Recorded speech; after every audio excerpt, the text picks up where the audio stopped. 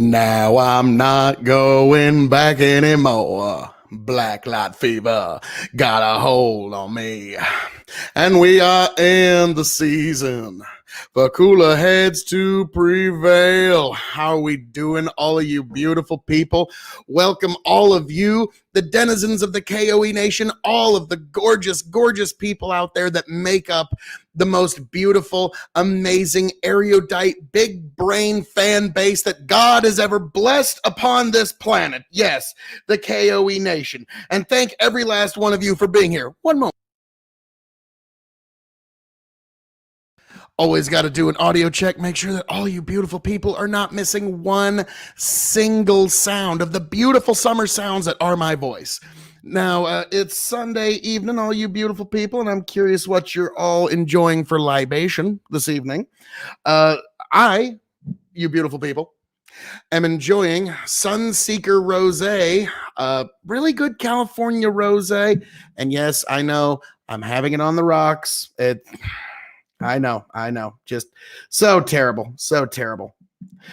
But there we go. I figured quibbles over coffee. How the fuck you been, man? You've been MIA for a little too long. How are you doing, good sir? Quibbles over coffee, the one and only. How you been? Love you too, Quibbles. Love you too. It's been too long, good sir.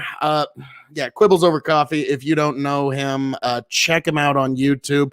Really good stuff. They haven't put anything up in a couple of weeks, but their content, they got a lot of good timeless content, so definitely check them out, folks. But of course, that's right after you like, share, subscribe to K.O.E Nation on YouTube and Twitch. Come on, you know it's the right thing. I've been fantastic. Glad to hear. I have been busy as shit. I've been I'm a farmer, so excuse me, it's irrigation season around here, so it's been I've been running around like a chicken with my head cut off. I'll just be perfectly frank. Been super busy, but thanks. Hey, that happens. It's the reason I haven't really been on any panels lately. People ask, like, why haven't you been on this panel or that panel? It's like, well, A, I'm busy as shit, and B, I think a couple of the hosts don't really like me all that much anymore. I don't know why. I mean, just little old lovable me, just innocent old me. I don't understand. But yeah, Quibbles, God bless. I'm glad for reaching out. And there was something I wanted to ask you the next time I saw you, but God, completely gone. I'm sure that, and like literally, like I'm guessing within like 4 seconds of you leaving the chat, that'll be like, oh yeah, Quibbles, I now remember the thing I wanted to ask. But well, other than that, all you beautiful people, God bless. Welcome.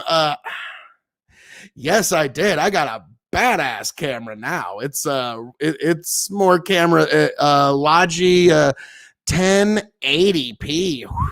I know. I remember one time Tom put up one of my videos about 6-8 months ago, put one of my videos up, and he was watching. He's like, this only goes up to 480. I was like, oh, did you just pixel shame me?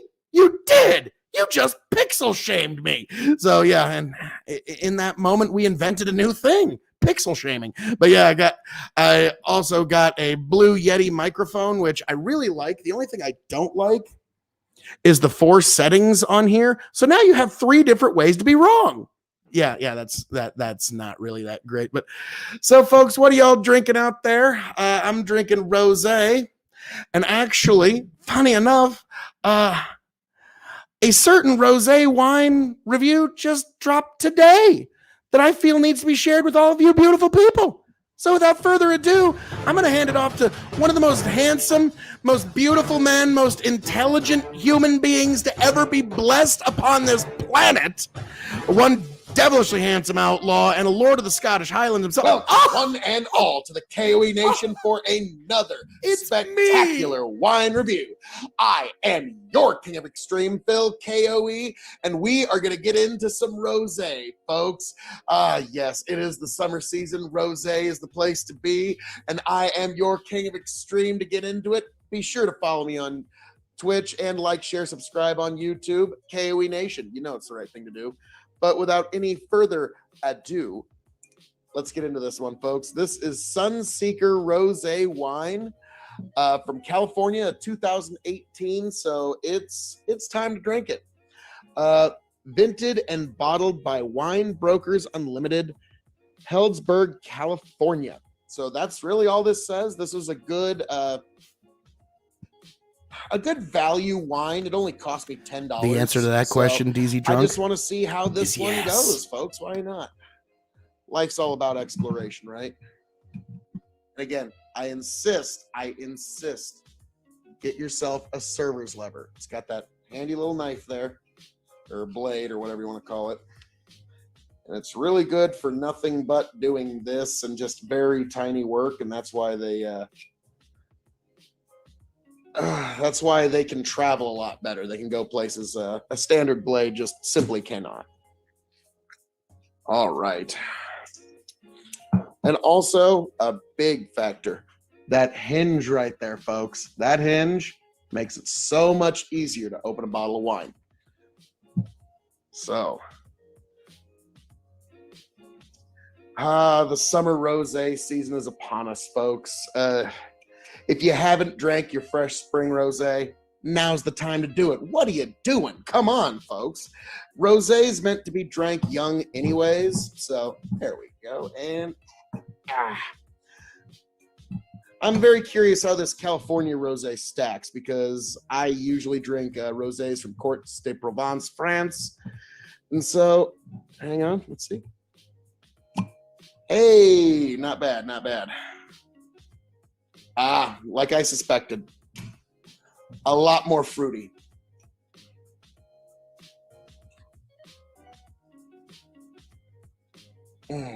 All righty, folks. I love rosés. For those who don't know, rosé was what got me started on my spirits journey, because it was a different rosé. It was, well, I'll just show you because I got it right here, just for a moment. It was a Whispering Angel, Courts de Provence rosé, one of my favorites. And that one, I left it on the palate rather than just swallowing it down like most folks do.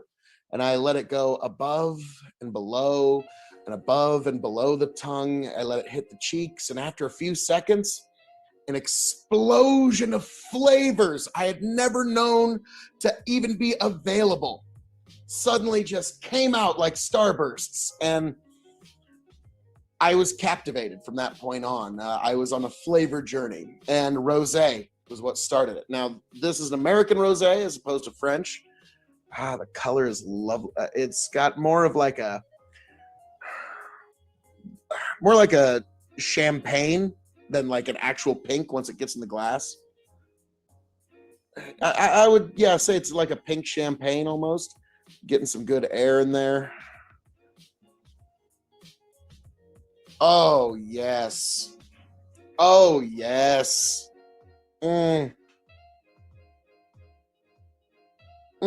Marvelous, marvelous nose. Okay, this is a bouquet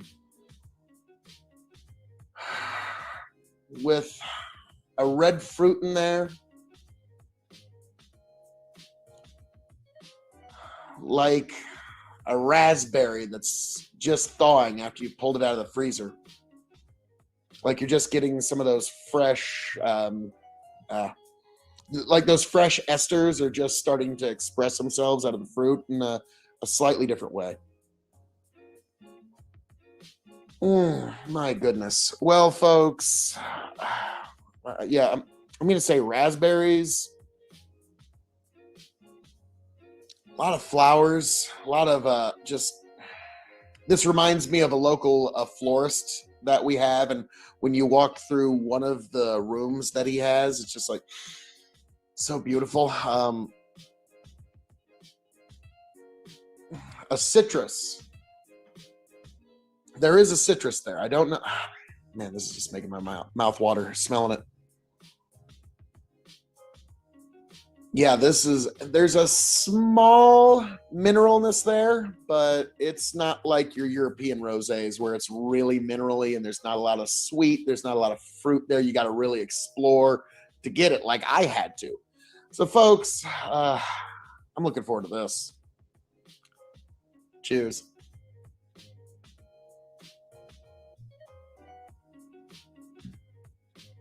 Mm-hmm.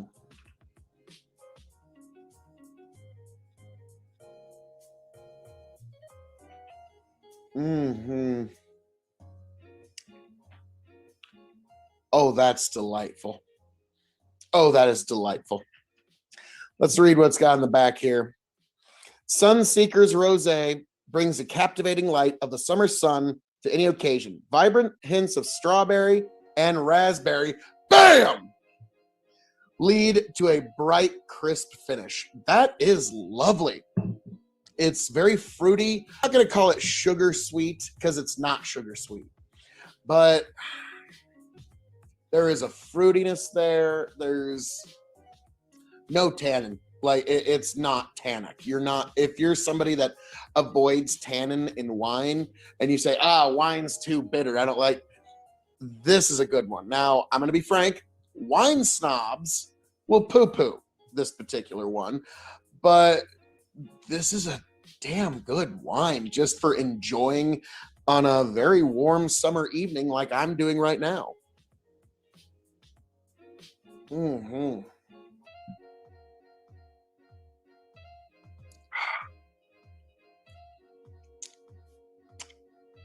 Yeah, there's just like a citrusy element to it that I don't know if I'd agree with strawberries necessarily, but you are getting red fruits. So I can definitely see where they're at. So now we come to the hard part, folks, the grading.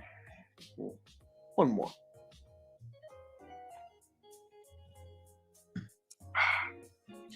And we grade on a 5-star scale here. 5 stars meaning you have to have it. Half star, 0 star means meh.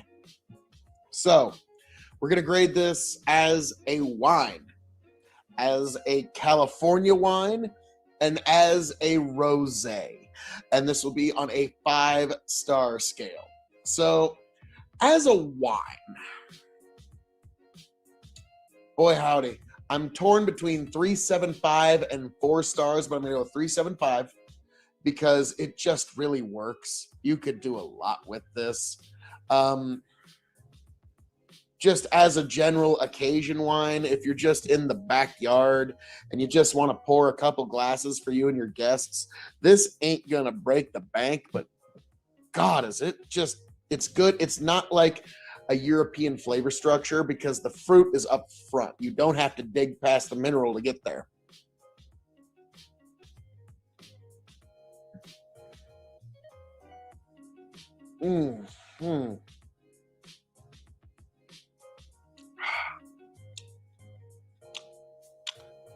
Yeah, just so light, approachable. 12% ABV. Also, keep that in mind. So this one will sneak up on you. Be careful. As a California wine, this is where I'm going to get a little harsher because California wine is one of the premier wine markets in all the world. One of the premier makers of wine in all the world is California. And so for this one, as a California wine, I am going to give this 3 stars. It's good, but boy, howdy. As a California wine, you got to be very careful because there's some amazing stuff there. And you got to leave some room for some upward mobility. But this is a great approachable wine, folks, and you're not going to break the bank on it. Now we move on to rosé, one of my beloved categories of wine. This is going to be a tough one. And keep in mind, folks, most rosés that aren't from Courts de Provence will be lucky to get a 2.5. Just right in the middle there.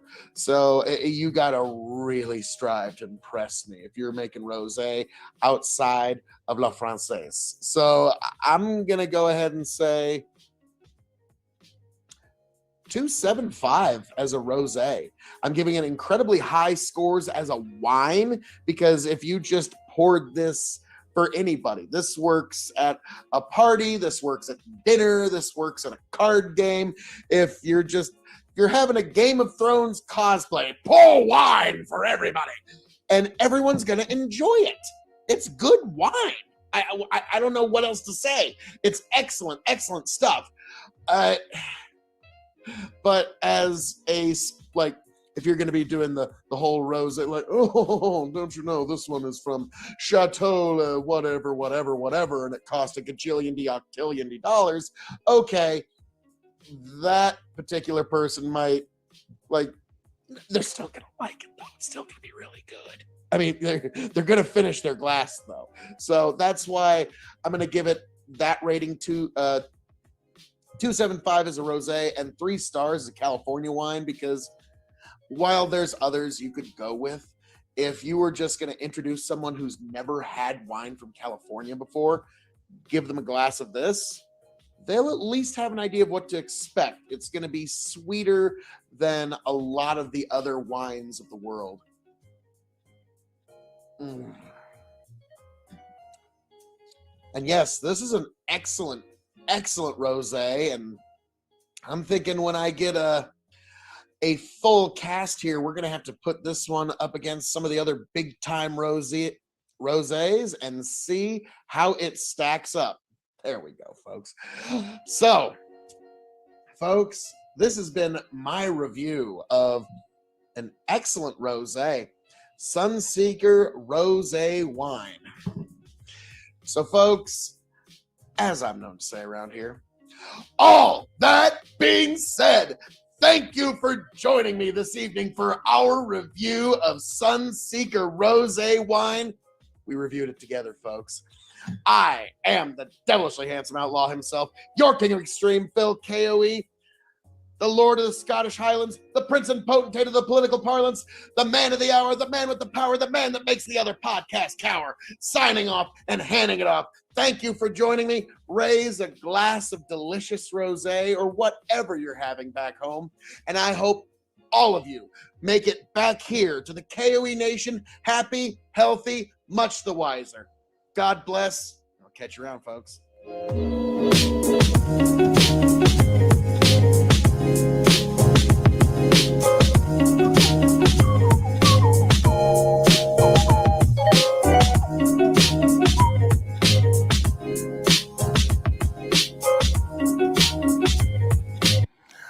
Yes. And yeah, actually, while that video was playing, because I'm here in my my great grandfather's mill, because it has amazing upload rate. My brother just walked into the door and we talked for a little while. He just left. He's heading home. He was just making sure I wasn't like asleep on a chair in here or something. But he's like, "Oh yeah, we do have good upload rate here, don't we?" Because yeah, like to upload an hour-long video, I can have it uploaded here in the mill in 4 minutes, or at my house, it takes me 40 minutes to upload a 10-minute video. So yeah, you could see. But yeah, so my brother, we were talking briefly. Yeah. Hey, Dad's Worldwide. How we doing? Yes, to all you beautiful people out there in the audience, you better be following Dad's Worldwide on YouTube. Great podcast. And Brendan, the guy who runs the show there, is just good salt of the earth person. But yeah, my brother Dana just got back into town. They just got back from Rochester. And on Friday, my nephew rang the bell for his last radiation therapy in at the Mayo Clinic. So, hey, God bless.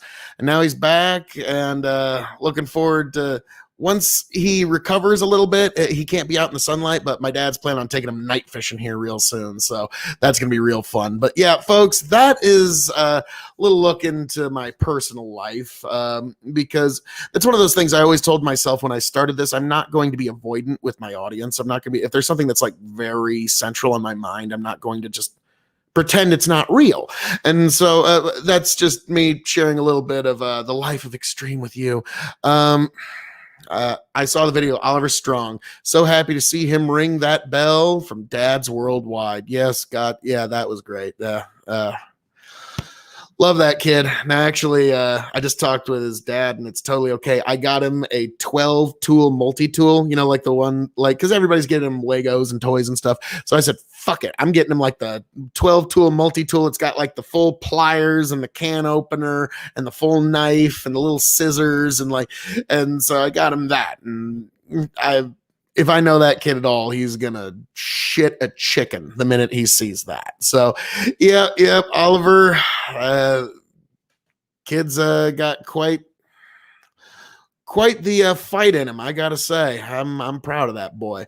But yes, folks, that is just a little look into the life of Extreme, and also I was gonna do before I get into the NCAA and all that other stuff, I was going to do a favor for Grow the Farm Up here. And full disclosure, folks, Grow the Farm Up is my brother. He's because since we're talking about the family, I'm going to keep it in the family here for a little bit. Grow the Farm Up. He's just great. Again, another great salt of the earth guy, if I do have to say so myself. That, and he is my brother. Hey guys, now I'm the more handsome one, obviously. I mean, I'm sorry. That's just the I got to be modest. But yeah, so yeah, my brother Dana, he's got some good news. Things are looking up. And so I'm also going to play something that is really positive for something that my other brother's really, really enthusiastic about. It's something called Very Brand Cooking. And hang on, let me get the other banner here. Bam, there you go. Now, even on the bottom there, it says Grow the Farm Up on YouTube, and also K.O.E Nation on YouTube and Twitch. Come on, folks. I am never above shameless self-promotion. Jeez. And that's why I'm also going to play this particular Very Brand Cooking Oil. Up. This has been a video a long time coming. That is and I'm going to drop the link in the chat. Dense, Very Brand Cooking Oil that came from a field that looked exactly like this last year. Project Non-GMO verified. And it's the brand name that we've gone with. I'll link at the bottom of the page. We have our own YouTube channel and some other just web-based documents and things of this nature. We've got the food label, simpler the better, we found as we went through it all. The nutrition facts are on there, very heart healthy. And right now it launched, basically, and we launched it in 2020, but it's really now just starting to get out to the markets, and we're seeing restaurants really like it. It's a high oil, or excuse me, it has a higher flash point. It's made for higher temperatures. I know the people that have been using it also have suggested that the flavoring is better. Breeding these high nutrient dense soybeans and farming them regeneratively, keeping them 100% non-GMO pure in an identity preserved system, has led to the end product of that soy cooking oil, Very Brand. Just go ahead, Google it, look it up. You can buy it anywhere. I don't know that it's on the shelves of stores yet, but it will be soon. This is something we've been working towards for really 5, 7, 10 years. This is just one of the end products that I'll be happy and excited to bring you guys and show you guys about in the next month or two to come. But Very Brand Cooking Oil, it was very much grown in a field that looked just exactly like this last year. This oil came from this field, completely closed looped, totally traceable audit trail from planting to harvest to storage to the creation of the end product. Project Non-GMO verified. And like I say, guys, check it out. Heart Healthy Cooking Oil, one of the products that I'm going to be letting you guys know about. Again, look at the bottom of in the description. There will be a link to the Very YouTube page, and there also the web page that we set up for it. So moving fast, and it's actually a big demand for it. And now that restaurants are opening back up, once they try it, they just call and ask for more. I mean, notice this is in a 2-gallon jug. I mean, that's a pretty big jug for cooking oil, but that's the demand that we've had for it. So All right, guys, wanted to show you that real quick. Out looking at some non-GMO, high nutrient dense soybeans today. Thought I'd stop by the house and grab a jug of these. You know, I got, I don't know, 25 of them. So God, that's anybody a wants beautiful to try shot. it, let me know. I'll send you some. Grow the farm up. Oh, that's a beautiful shot. That, I mean, that is just like A plus. Like just that half second before the truck comes in, like, that's a gorgeous shot. And also, for folks who don't know, and I'll just put it up on the screen because you know I'm super awesome like that. Yeah, that's the website to get to it. Yep. Yes, love it. Dad's Worldwide, which you need to be checking them out on YouTube. And it's just gorgeous shot. And also I will say, I just saw at our office the other day there was some 1 gallon jugs now, so now they're not 2 gallon jugs. You can get yourself just a gallon of and I think might have even been smaller, but it was a smaller container than I didn't get into it too much. I was busy and I had to rush, but yeah, so I think there's actually smaller containers of that particular oil now, which is actually kind of neat. Now since we have since we've gone into full disclosure here, I'm gonna actually play a video for you that I was actually the cameraman for, even. So let's see if I can find that bad boy. Where are you at? I think I just found you. Maybe. If you want, that bastard, he's got ads on his videos. I cannot tell you how much, like, as his brother, that just chaps my ass. Like, that's just like, oh, no, this ain't the one I was thinking of, but it's a short one. We're going to play it because he's talking about best cover crop for no-till soybeans to corn rotation. So if you're into gardening, or if you're into regenerative agriculture at all, or any, like, this is best cover crop for no-till soybeans to corn rotation. So this also, he just kind of gets into the general crop rotation. It really begrudges me to admit that my brother is a fucking green thumb, and he's also a fucking soil mad scientist. So if you're into like gardening, or you're into like, or if you just want to know about soil science, this motherfucker Grow the Farm Up, you need to start watching his stuff. But I will find the video that I was the cameraman on because I so expertly blocked the wind. I mean, there was no cameraman that's ever been better, to be frank. Hey guys, Grow the Farm Up. Pretty windy out, but I wanted to give you guys a quick cover crop update. April 26th. Finally got a good 90-degree day today. Things really started growing. And you can see this cover crop that was drilled basically after the first freeze last year. A little bit before. Some of it got drilled, some of it got drilled after. Some people told me quit drilling, but I just said, no, stick it out there. It'll overwinter. You can see it's kind of patchy in spots. Sure, it's cover crop, but I mean, we're kind of up on the hill. There's good spots and better spots, but you can row it. And I did plant some corn today. I've heard a couple guys in my area tell me they're having a hard time pushing seeds into the ground. I'll tell you something, but I did a little test strip today. Did not get any video of it because, you know, I'm a farmer, I'm busy. Especially first day getting your planter running. Probably not the best day to film. You don't want to eat just all the curse words, just all of them at once, but did get it running. But I did run an interesting test strip where I went and planted in some ground like this,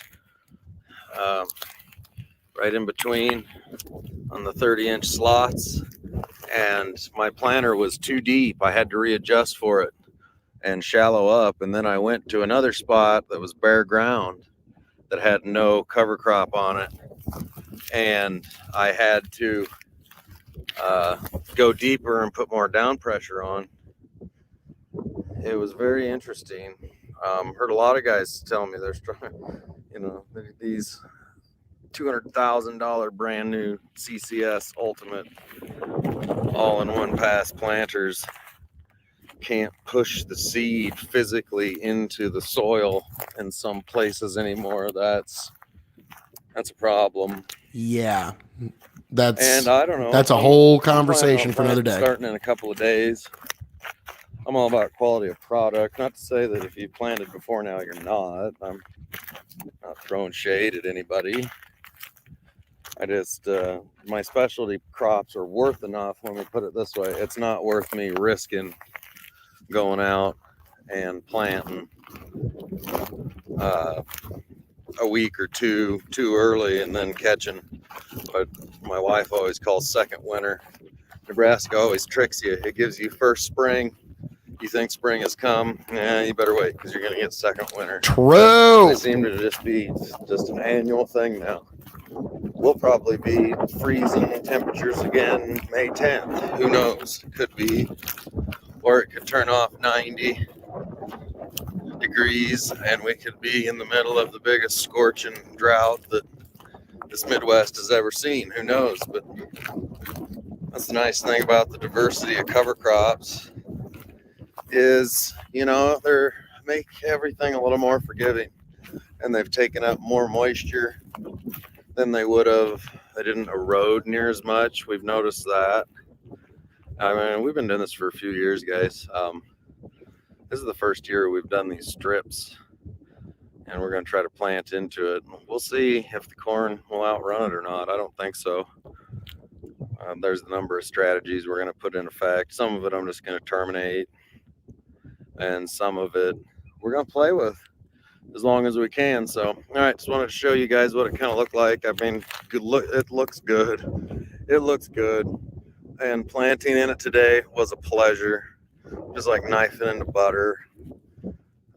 It's just highly functional biology and soil health and life. I mean, look, you can't really even tell what crop I grew here last year. That's how much of the We're just utilizing cover has crops to been do eaten most of up our and tillage for sequestered. us. It's pretty amazing. Grabbing it from up there and putting it right back down here. That is what we're doing with these cover crops, and then also our actual cash crops. It's important to remember that. I think some people get lost in the cover crop thing so much that you got to realize that's just kind of a 3-4 month solution, 2-month, 3-month solution to get something green out here growing. Even if I planted a corn or soybean crop tomorrow or within a week, it's going to be 3 weeks, 2 weeks before it's emerged and you can see green in the field. And it's going to be, a month before it's canopy. And so to have this diversity of root systems, rhizospheres, root rhizomes, seems to be doing the trick, loosening the top 6 inches. The overwintering grass. Oh, what are you telling them about root rhizomes for? That's kind of their You don't need to be giving away the keys to the store now, to Brad. have a root system that kind of mellows up the top 3 or 4, 6, 2, I don't know. It's something like that, inches. And then, the nitrogen, broadleaf. So you can see there's quite a few of those Austrian winter peas. Quite a few made it. I mean, I'd say as many Austrian winter peas made it as the cool season winter clovers and grasses, things like that.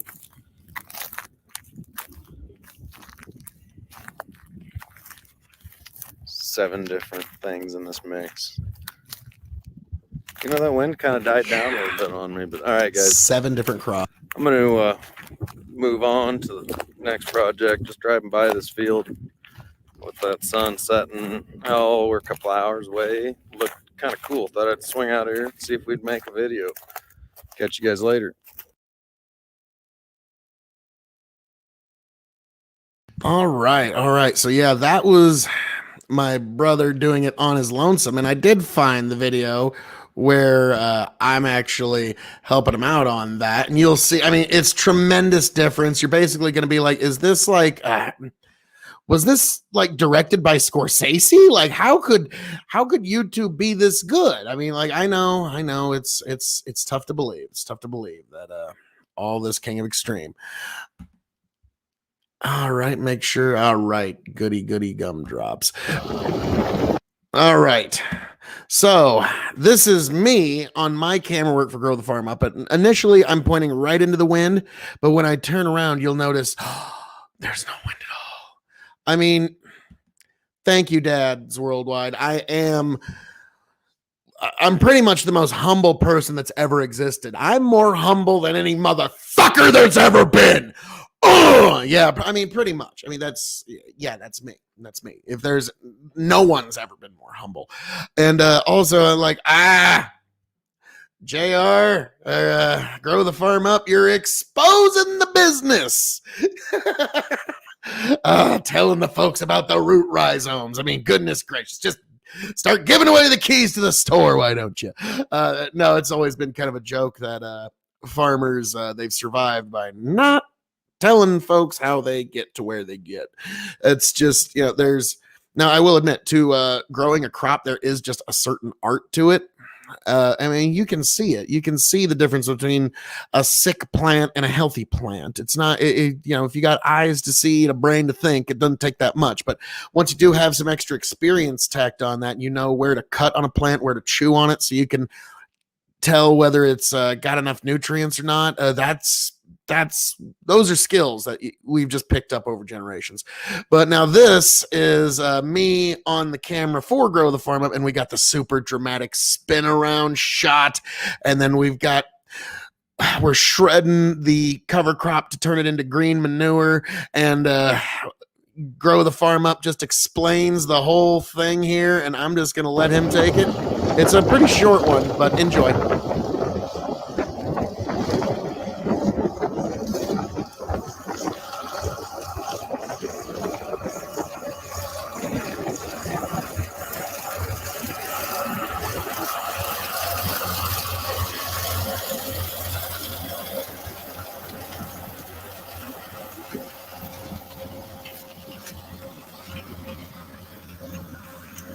Hey guys, Grow the Farm Up.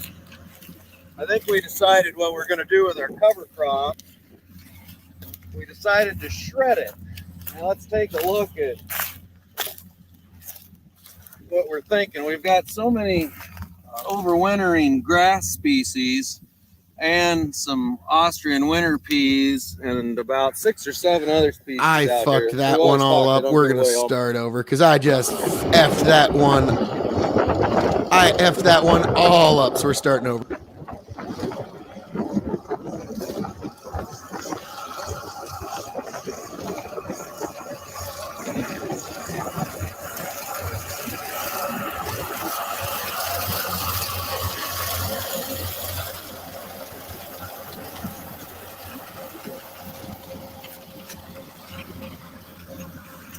Hey guys, Grow the Farm Up.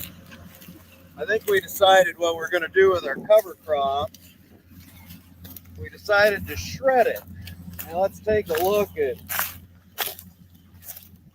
what we're thinking. We've got so many overwintering grass species and some Austrian winter peas and about 6 or 7 other species out here. We've always talked, I don't give away all my secrets, but you guys that know cover crops will be able to look through here and see.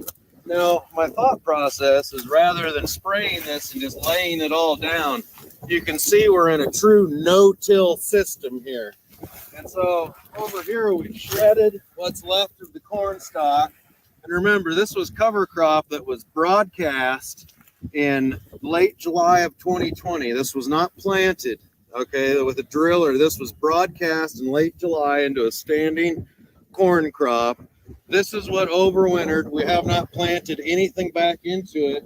And I think using this organic matter to recycle it back down into our highly functional soils is the best path forward for our regenerative farm system. By laying this organic matter down, I think we've got, this soil is so mellow.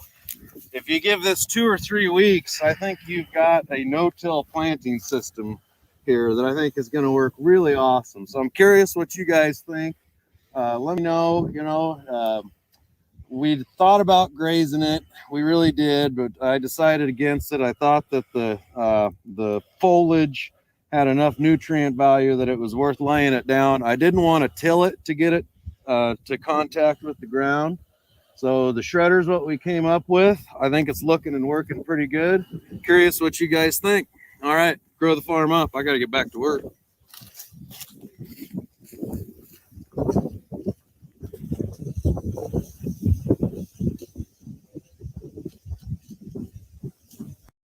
And that's actually a white corn facility. So yeah, that's, if you're curious where your white corn from your for your tortilla chips come from, you're looking at it. So yeah, that's another grow the farm. And you know what? Since we're here and it's my show, I'm also going to show you. It's now you're getting 3 extremes for the price of 1, because this is also going to be featuring my dad. Which he calls him Gramps the Farm Up. I guess you could call him the father of extreme. I don't know what you want to call him, but yeah, this is my dad. Shares a lifetime of soil health experience with the channel. Must watch. And yeah, this will be us. Yeah, I mean, me holding that camera. So basically, it was like Spielberg.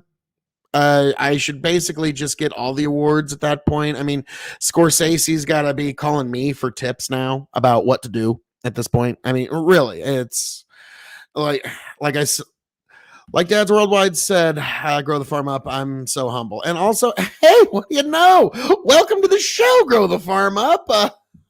Speak of the devil. And well, welcome to the show. We're going over some of your stuff on regenerative agriculture. We're going to cover this, and then the 2 different philosophies for cover crops. And we're going to get into a few other things, and then going to show the beautiful people the very brand high nutrient dense soybeans. No Tom Hanks, but if you were to, well, I mean, true, you're no head of the Illuminati. I'll give you that. But yeah, that's yeah, Tom. That's an inside joke, folks. So, but yes, that could be somebody who plays you in the movie Grow the Farm Up. Grow the Farm Up this summer. One man decided to stand up to industrialized agriculture. One man decided to bring the farm back to your plate. One man decided to stand up. Yeah, we could totally do that. No, God, I don't know. That sounds like you need like Jason Statham or something like that. Like you need might need to kick it up from Tom Hanks. But with all that being said, we're gonna hit Gramps the Farm Up here, sharing a lifetime of soil experience. And this is on Grow the Farm Up on YouTube, folks. Grow the Farm Up. I finally got a chance to run my father down, Brad Lauber Sr., who's been the brainchild behind our regenerative farming program for the last 20 years. I'll let you take it away, Dad. Look at that soil. Coffee grounds. We're planting today. It looks moist, but it's dry. We're planting into this. Look at this. And we're getting a good seed bed. Good decomposition. And you look, we planted 13 varieties. I'm trying to, here's some lentils. Here's wild mustard. That's a Austrian winter pea. These are Forbes, Harry Fetch, just to name a few. Clover. There is clover, yes. If you got to dig down, you can find those petals. I've just been simplifying it, calling them the legumes and cool season grasses, but that is the science behind it there. This guy has not applied anhydrous ammonia since 1982, 84. And has been working on biology, soil science, and regenerative farming since the 90s, since before it was cool. I've done it both ways. We used to disc, chisel, field cultivate twice, and now we do nothing. We put on a cover crop, and there's got to be several tons an acre of organic matter here. And it'll show up in our tests. I would not hesitate to suggest that we have actually created an 1/8 or a 16-inch of topsoil, because this cover crop was broadcast on in late July of 2020. It was not planted, it was broadcast into a standing cornfield and has not been touched since, other than we mowed it once with the shredder. Now we're planting directly into it. And look at this soil, folks. This is like peat moss that you would go buy. This looks much different than a lot of the rental ground we farm on. If we had a spade, I can't believe we don't. What kind of farmer doesn't have a spade, Dad? His sons take them all the time. Well, That one was my fault. I actually stole the spade that day. We might steal them. Sorry, old man. Sorry about that. You can see worms in every shovel. Probably 5 or 6 of them. We dig up and kill more worms when we dig for seed to see where it's getting placed than we do find seeds. Wanted to take the opportunity to introduce you to the old man, the brainchild behind most of, he says all of, I say most of, our regenerative farming techniques and tactics. And here he comes, just got fueled up.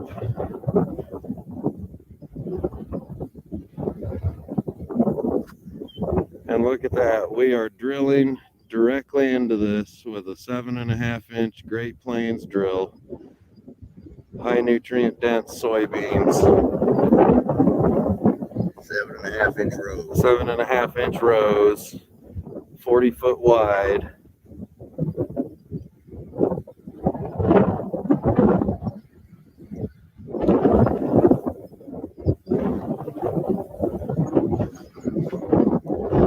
And come back in a few weeks, show me the beans. Stay tuned. Come back and check out and see what the result of this is. All right, guys, grow the farm up. And that is another great Grow the Farm Up bit there, folks. And we'll definitely be getting back into more of that here in a moment. But yes, as Grow the Farm Up says here, it's regenerative, natural farming ecosystem with more natural practices and less chemicals.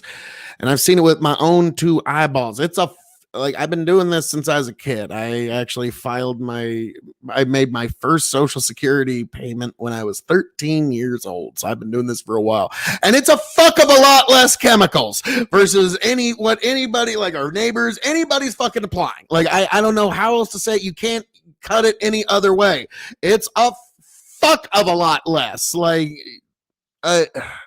that, and also you're making less passes over your ground because weirdly enough, you're and definitely that uses less fuel because tillage is very fuel intensive on your equipment.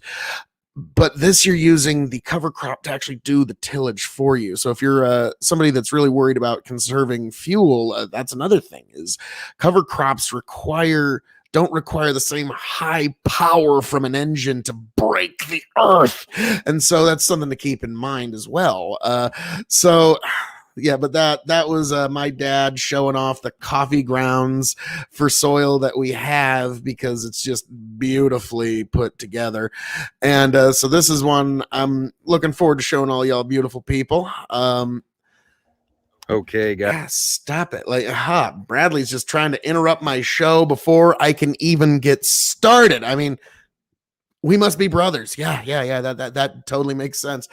But yeah, the cover crop thing, like, I'll be honest, I was a little skeptical because I'm one of them farmers. It's like, well, my father and my father before me and my father's fathers before me never did any of this crazy cover cropping, which isn't actually true. Cover cropping's the smart farmers for as long as time in memoriam have had some form of that throughout history. I'm certain of that. Now, it's one of the, let's see, Grow the Farm Up's got an interesting comment here. According to Grow the Farm Up, tillage releases CO2 into the atmosphere. Letting the CO2 out of the soil, it converts immediately when it contacts oxygen. Yes, that's actually a very good point there. Hey, Yanked Up Podcast, how we doing? Carbon reacts immediately. I was wondering, like, wait, it reacts immediately when it contacts oxygen. Yep, and that's when. So I'll read that properly. Tillage releases CO2 into the atmosphere, letting the CO2 out of the soil. It reacts immediately when it contacts oxygen. And yeah, that's the kind that you don't want. That's the kind that starts messing with gases and starts getting into the atmosphere. And that's the stuff that has been central on everybody's minds for a few decades now. This whole climate issue seems to be something that folks are awful worried about. And cover crop, A, you don't release carbon in the soil with tillage, and B, if you got something there, something green, it's going to actually pull the carbon. Like, here's your ground. It pulls the carbon out of the atmosphere and it puts it into the soil in a way that's actually usable for the plant as nutrition and to break things down. And it just makes it infinitely more available to the plant. And you're putting it back into the soil where it should be, as opposed to floating around in the atmosphere as a gas. And so, yeah, carbon. If your carbon footprint is an issue to you or something that you're worried about, or societal's larger carbon footprint, this crazy mad scientist Grow the Farm Up on YouTube, he's, everybody likes to bitch and complain about things, but here's the guy that's actually doing something about it. And I'll be honest, I was even a little bit of one of the fucking naysayers for a little while, like, yeah, right, okay, whatever. And we've learned, oh, trust me, like the Austrian winter peas, fucking resilient goddamn plant. It'll be, the nuclear bomb goes off, it'll be cockroaches, Pomeraniac, and fucking Austrian winter peas will be all that's left. Those sons of bitches are hard to fucking kill. And so, yeah, we've learned some interesting stuff along the way. And so here's 2 different cover crop strategies. Now, keep in mind, these were not planted at the same time. So it would look obvious if that was your analysis, but these were planted at 2 different times. And he just goes over the virtues and fallbacks of both. So this is a lot of soil science, folks. Okay, guys, Grow the Farm Up.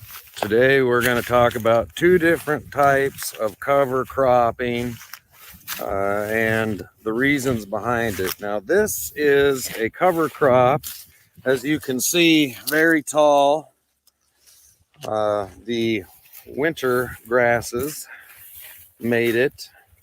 This cover crop was broadcast on, not planted, broadcast on last year, the end of July of 2020, and it has not been touched since. You can see how it overwintered, and you can see which species overwintered. Primarily the grass species is what you're looking at. As we've always talked, not giving away all my secrets, but what I'll probably do, and I wanted to put this video out, see what you guys thought. I'll probably terminate this shortly because it's getting pretty tall, and let all that biomass lay down on the ground and plant these higher nutrient dense soybeans back into it. But this is really quality, solid cover cropping here. And again, guys, this was just broadcast. This was not planted. This was broadcast into a standing corn crop in July of 2020. This is now April 15th, tax day, I guess, of 2021.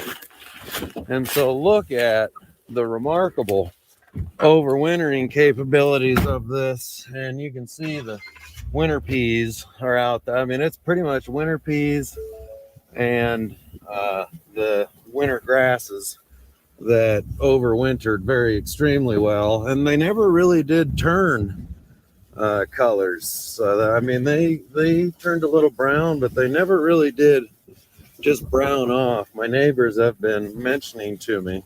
Okay, now we're going to jump across the road and look at some drilled cover crop. Now here is bare ground. Boo, bad. But you got to have some test spots, and it's the end of the field. It was a soybean setback for seed corn last year, but that's what your bare ground looks like, blowing away on you. Okay, now we're going to go over here and look at right across the road. Oops, excuse me, bad camera there. We're going to go right across the road here, and we're going to hop out and look at what the drilled cover crop looks like, and what we want to do there and why, and the two different techniques of cover cropping and why we used them. Let's see, I think really any spot's about as good as the other. Let's just go ahead and drive on out here, somewhere about right in this range here.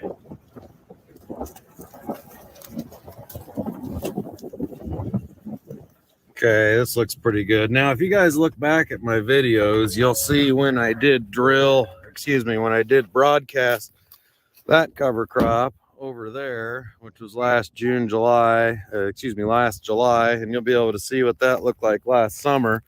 I've also got some videos of myself drilling this cover crop last year. As I said, it went in a couple weeks later than I wanted, but you can really see how there's 3 rows 7.5 inches apart, and then where the planter is going to run is an open 15-inch spot. So every 30 inches, you know, I mean, we're going to plant right here.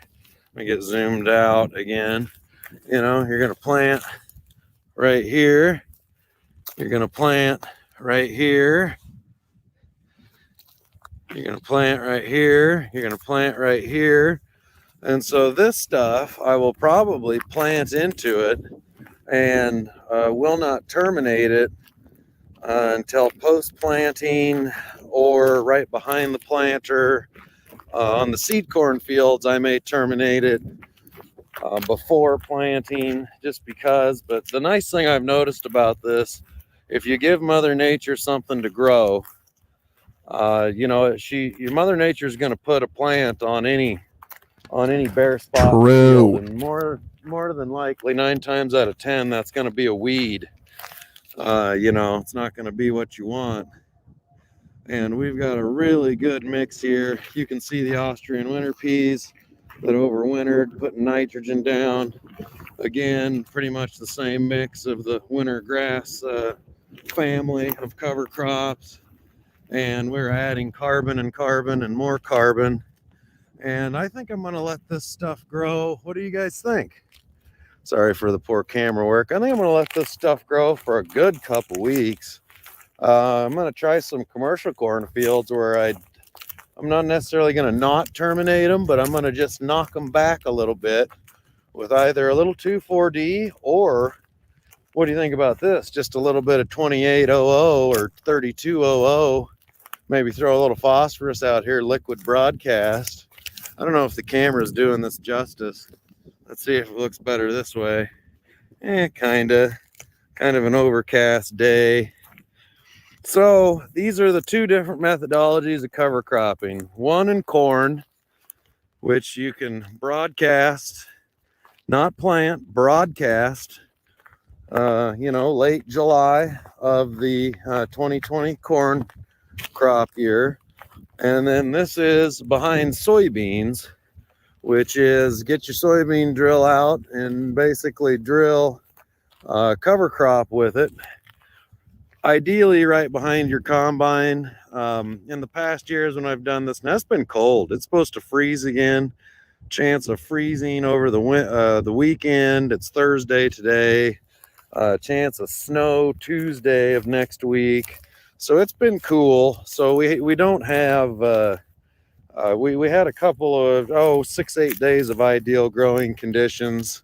And you know, the great thing about it, guys, is, you know, there's some spots where it's cover crop, you know, but in a week, 10 days of good weather, this stuff is going to take off and be a foot tall.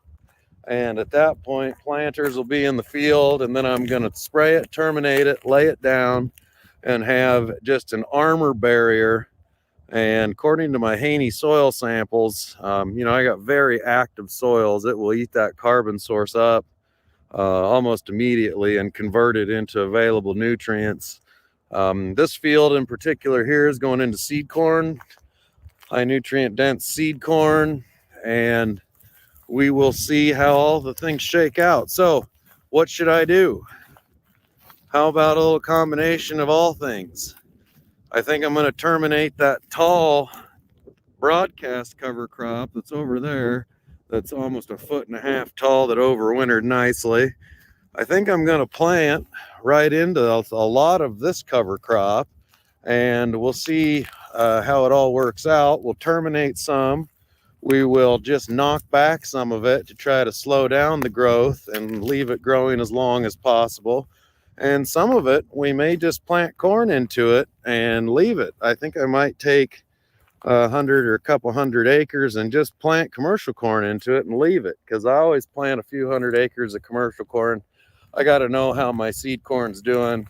I got to grow it myself and make sure it's hitting that 270, 280 bushel range on the top end. So there's a little bit of cover crop 101, a couple of different techniques and strategies, the hows and the whys and the what we did and the reasons for it.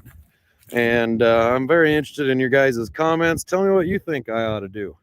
There's about 6 different options here, and I think we'll incorporate 3 or 4 of them, make it good and manageable, nice and easy.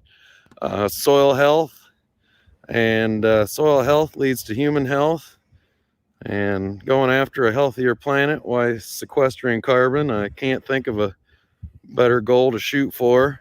How often do you get an opportunity to make money and do the right thing? Grow the farm up, guys. Let me know what you think.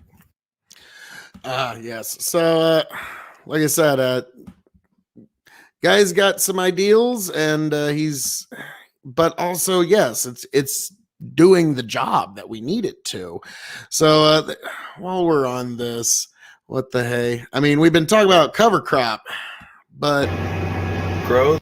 what about the money crop? The raison d'entente, if and I know I said that wrong, but I just saw it on a thing yesterday. It's in French, like raison d'entente, or so. It's like French for like the reason for being, and the reason that we're all here, the cause of the situation. Farm up. We finally made it onto our planter tractor. All right. Yeah, the new it's quite a 345 complex piece of RT. equipment, ain't it, folks? Now let's take a look here. We are doing a little bit different style of green planting. We are planting, we left a 15-inch gap, and then we filled the rest in with cover crop.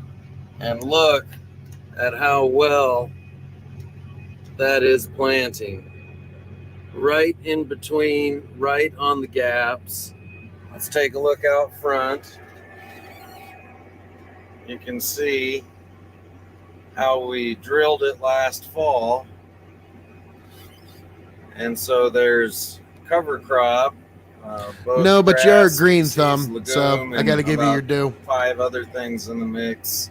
I think there's 7 different cover crops in this mix. And we planted it this way in hopes that we could perhaps not terminate it.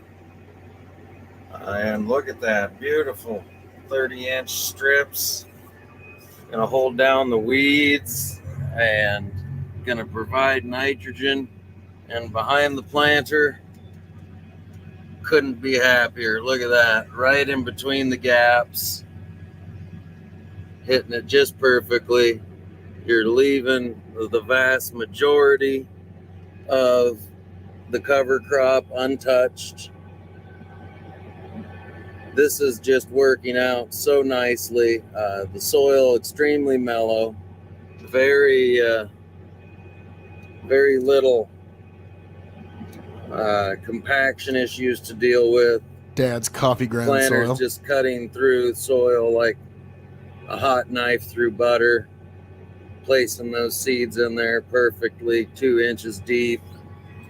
Let's take another look out front as we scan across the new 8345 RT.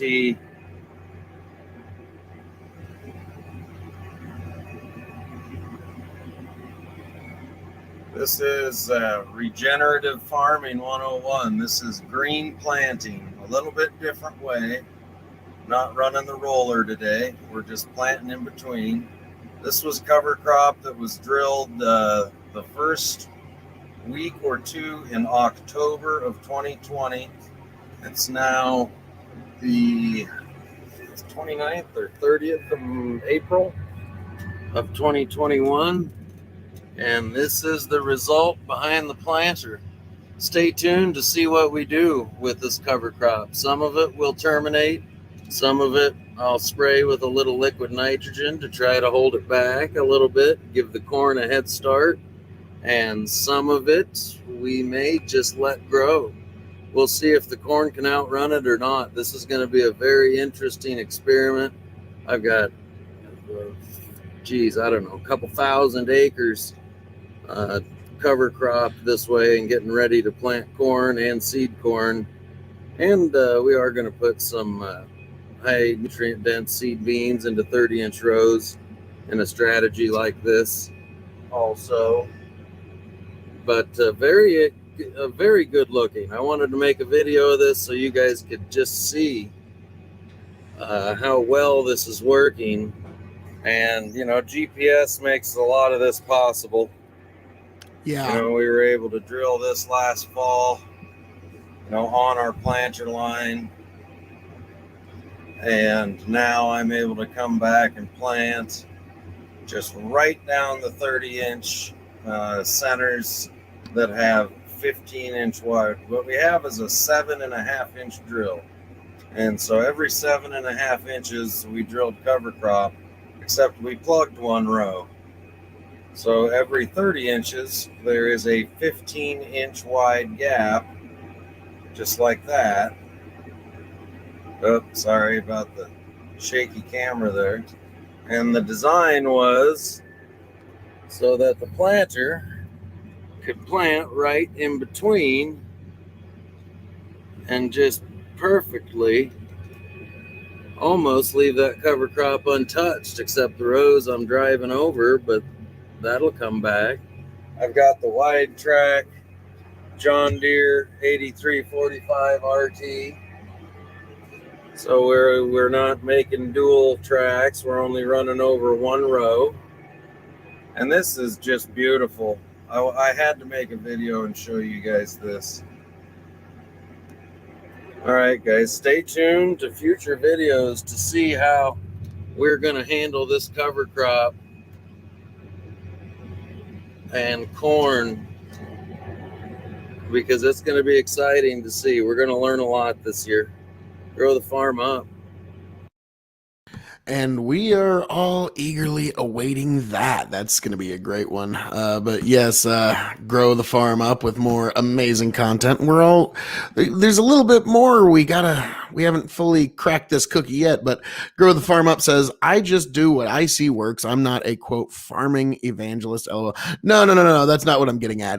But you're a green thumb. And I'll be honest, when the cover crop thing was coming up, I was a bit of a naysayer. I was like, I don't know. But again, I'm one of those, my forefathers might have been skeptical of this new strange thing. So yeah, that's, farmers, when they find something that they like works, they stick with what they like that works sometimes. There's quite a few of them out there. God bless them, salt of the earth folk, but hey, is what it is. Grow the farm up. He's willing to try new things, and this one I think is going to work out here, folks. So definitely keep your eye on him, and that's what we're going to do here. A couple of real short ones that he just uploaded 3 days ago. Oh, goodness gracious. We got to give those a little look-see here. Grow the farm up. Apologies for the wind intrusion on the audio up front. We are planting our high nutrient dense seed soybeans into our regenerative cover crop and farming system today. Let's see what it looks like behind that drill.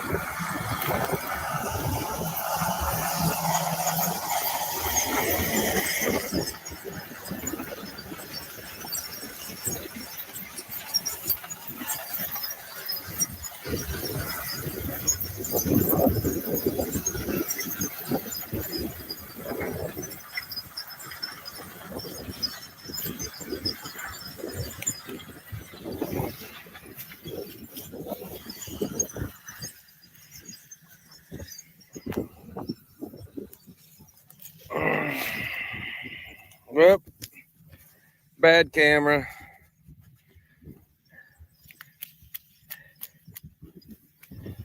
Yeah, they're about right. Can you believe that? It's making a good seed bed. And it's just slicing right through. You can see how it just slices right through. Drilled and undrilled. Undrilled and drilled. We're getting pretty good placement.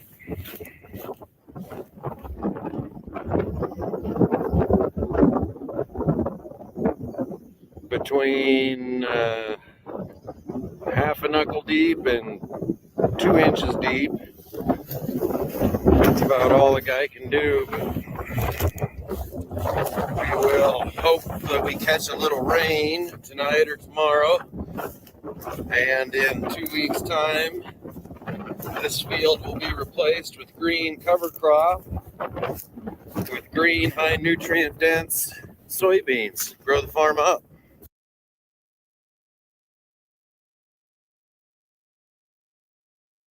Yes, there we go, folks. Didn't have my earphones on even. Goodness gracious.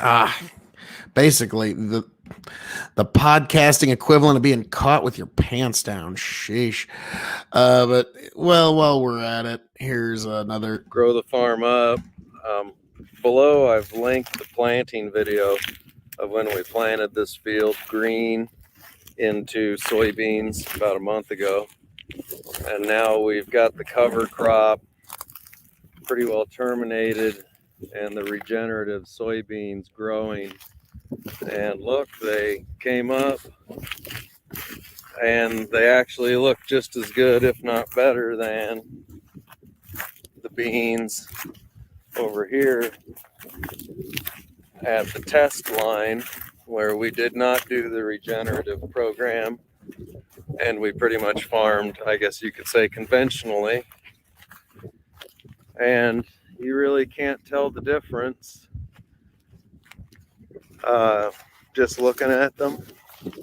I mean, I can't see a visible difference, but if you guys remember, this ground is extreme no-till. And then this has been our extreme regenerative cover crop project. And we've got really nice looking soybeans coming. And I think in August, this field's gonna look good. And our soil samples have been very interesting.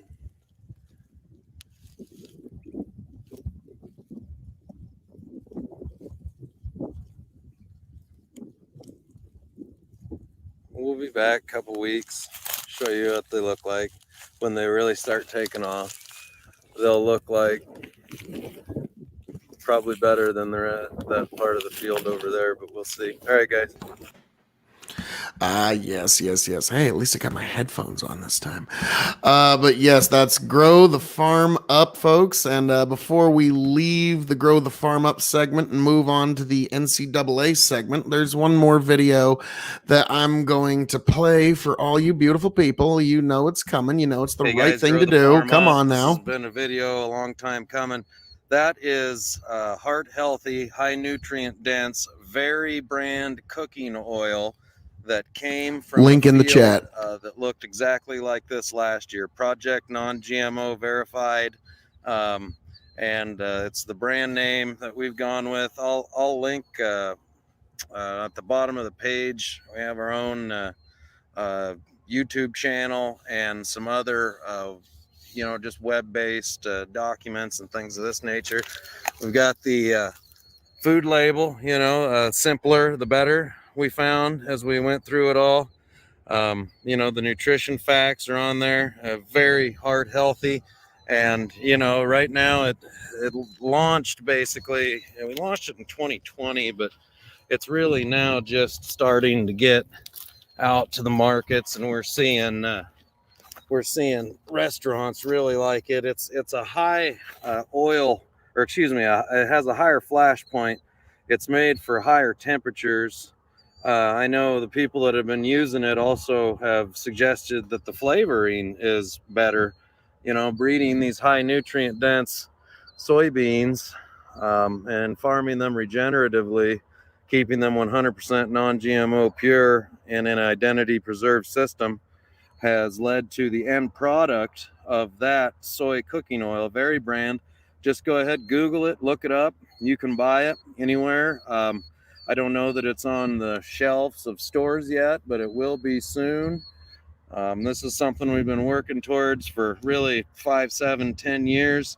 This is just one of the end products that I'll be happy and excited to bring you guys and show you guys about in the next month or two to come. But Very brand cooking oil, it was very much grown in a field that looked just exactly like this last year. This oil came from this field, completely closed looped, totally traceable audit trail from planting to harvest to storage to the creation of the end product. Project non-GMO verified. And like I say, guys, check it out. Heart Healthy Cooking Oil, one of the products that I'm going to be letting you guys know about.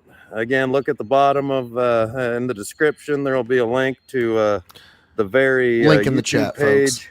and their also the web page that we set up for it. So moving fast, and it's actually a big demand for it. And now that restaurants are opening back up, once they try it, they just call and ask for more. I mean, notice this is in a 2-gallon jug. I mean, that's a pretty big jug for cooking oil, but that's the demand that we've had for it. So all right, guys, wanted to show you that real quick. Out looking at some non-GMO, high nutrient dense soybeans today. Thought I'd stop by the house and grab a jug of these. I got, I don't know, 25 of them. So anybody wants to try it, let me know. I'll send you some. Grow the farm up. Excellent. So, all right, that was growth. I've never felt so close to the possibility. No, you don't. Nice try.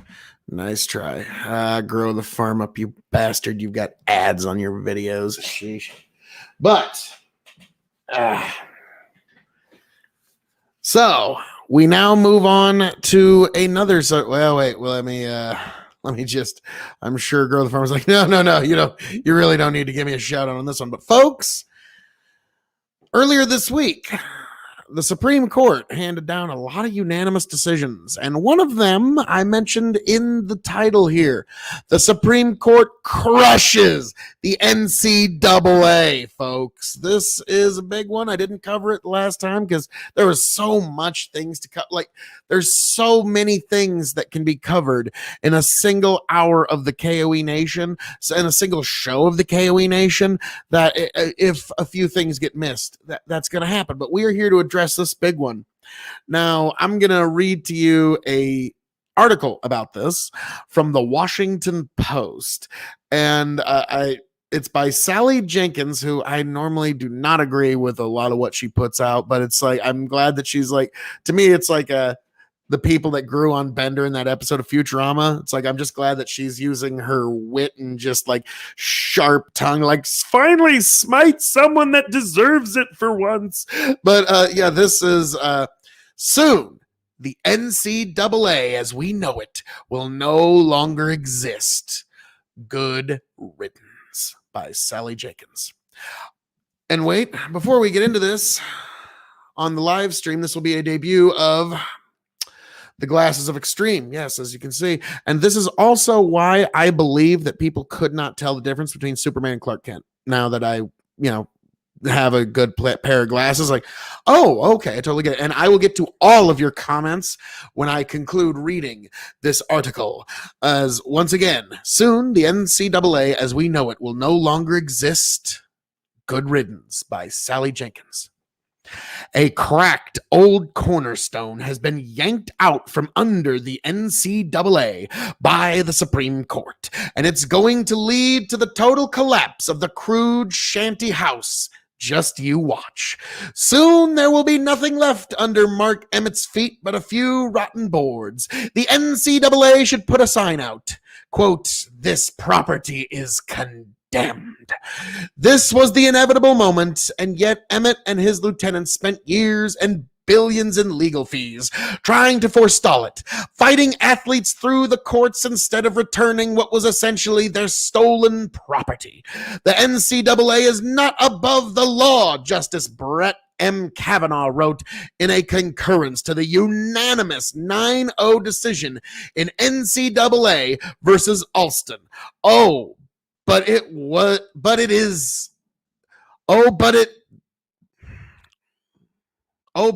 thought it was. There we go. I'm so sorry, folks. That one just threw me off.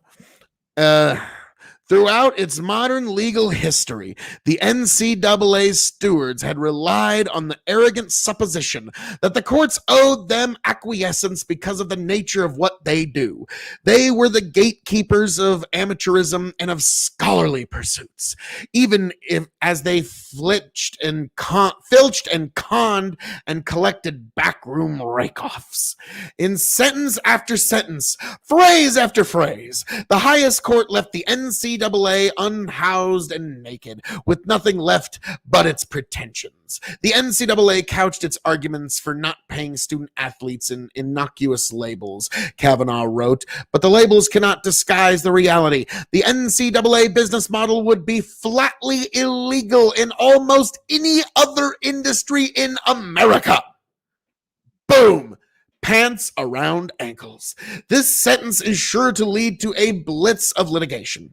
So this is one from Justice Neil M. Gorsuch in the majority opinion. Put simply, this suit involves admitted horizontal price fixing in a market where the defendants exercise market control, he wrote. Oh, I was about to say, get a drink, it gets better. Flatly illegal and price fixing. Those are big words for the NCAA throughout, though thought was a narrow little case. Alston was, on its face, simply about whether the NCAA could enforce rules limiting certain education-related benefits such as graduate scholarships. But the Supreme Court went broad, and in doing so, it kicked the legs out of every legal argument the NCAA has been using to defend its illegal behavior in other cases, especially those brought by athletes to reclaim their name, image, and likeness rights, which are still in the lower courts. The NCAA thought it had a magic cloak, but now it's gone. It had relied heavily on wording in a 1984 ruling, NCAA versus Board of Regents, which stated that the identification of college football with an academic tradition is what differentiated it from minor league baseball. The NCAA took that to mean that amateurism rules that restrict athletes from making money had been blessed by the courts. Not anymore. Here is Kavanaugh retracting that blessing. Stray comments from Regents, he wrote dismissively, as if the NCAA were an alley cat, did not amount to defense. He summed up the circular logic the NCAA had been foisting off on courts for years. Quote, now, prepare yourself for this one, folks. This is kind of like that, I'm about to end this guy's whole career. Oh! So, the NCAA says that colleges may decline to pay student athletes because the defining feature of college sports, according to the NCAA, is that the student athletes are not paid. Boom. It's circular logic. All right. Now, back to the article. Kavanaugh put that in its properly ludicrous context. Hospitals cannot agree to cap nurses' income in order to create a pure form of helping the sick, he wrote. Movie studios cannot collude to slash benefits to camera crews to kindle a, quote, spirit of amateurism in Hollywood. For too long, the NCAA has, quote, has long shielded its compensation rules from ordinary antitrust scrutiny, end quote. With that sort of nonsense, Kavanaugh wrote.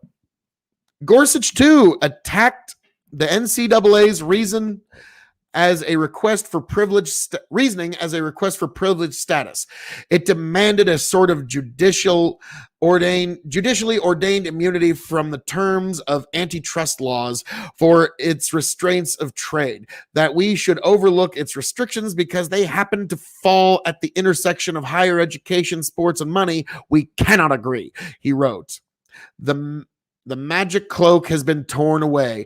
In its place are bare knees of Emmett and his lead counselors, and a lot of questions. How will allowing athletes to benefit from their names, images, and likeness affect overall revenues for athletic departments? What will the effect be for athletes in smaller sports?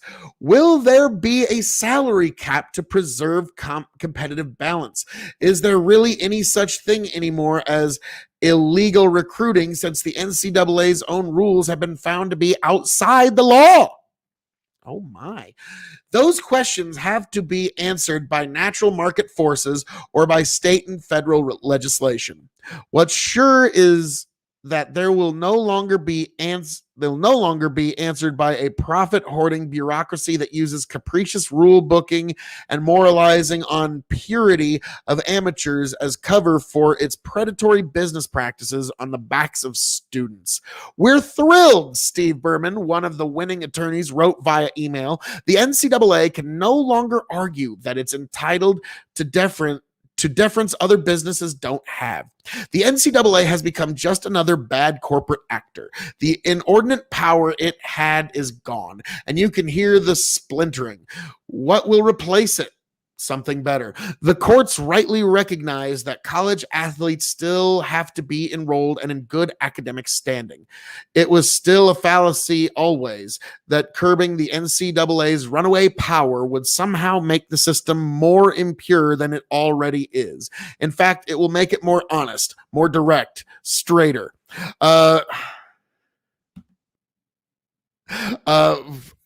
Grow the Farm Up says, I'm going to play EA Sport NCAA football. Last year, EA put out a college game on Xbox 360 in background. No red ring of death. Good luck to you. Good luck to you. Back to the article. How to rebuild. Here's the first brick. A person's natural born name and attendant economic rights inherently belong to them and not the NCAA. Oh, preach it. Oh, preach it. Oh, good Lord. Oh, that is, I've been waiting for somebody to just say it like that for fucking years. All right, back to the article. Start with that cornerstone. Everything else that comes after that will be solid and make a lot more sense from now on. And that's the end of the article. But yeah, the main, here's one of the best lines of the article. How to rebuild. Here's the first brick. A person's natural born name and attendant economic rights inherently belong to them and not the NCAA. That sums up the Supreme Court's ruling pretty much. Oh, wait. I got to do the dramatic. My God.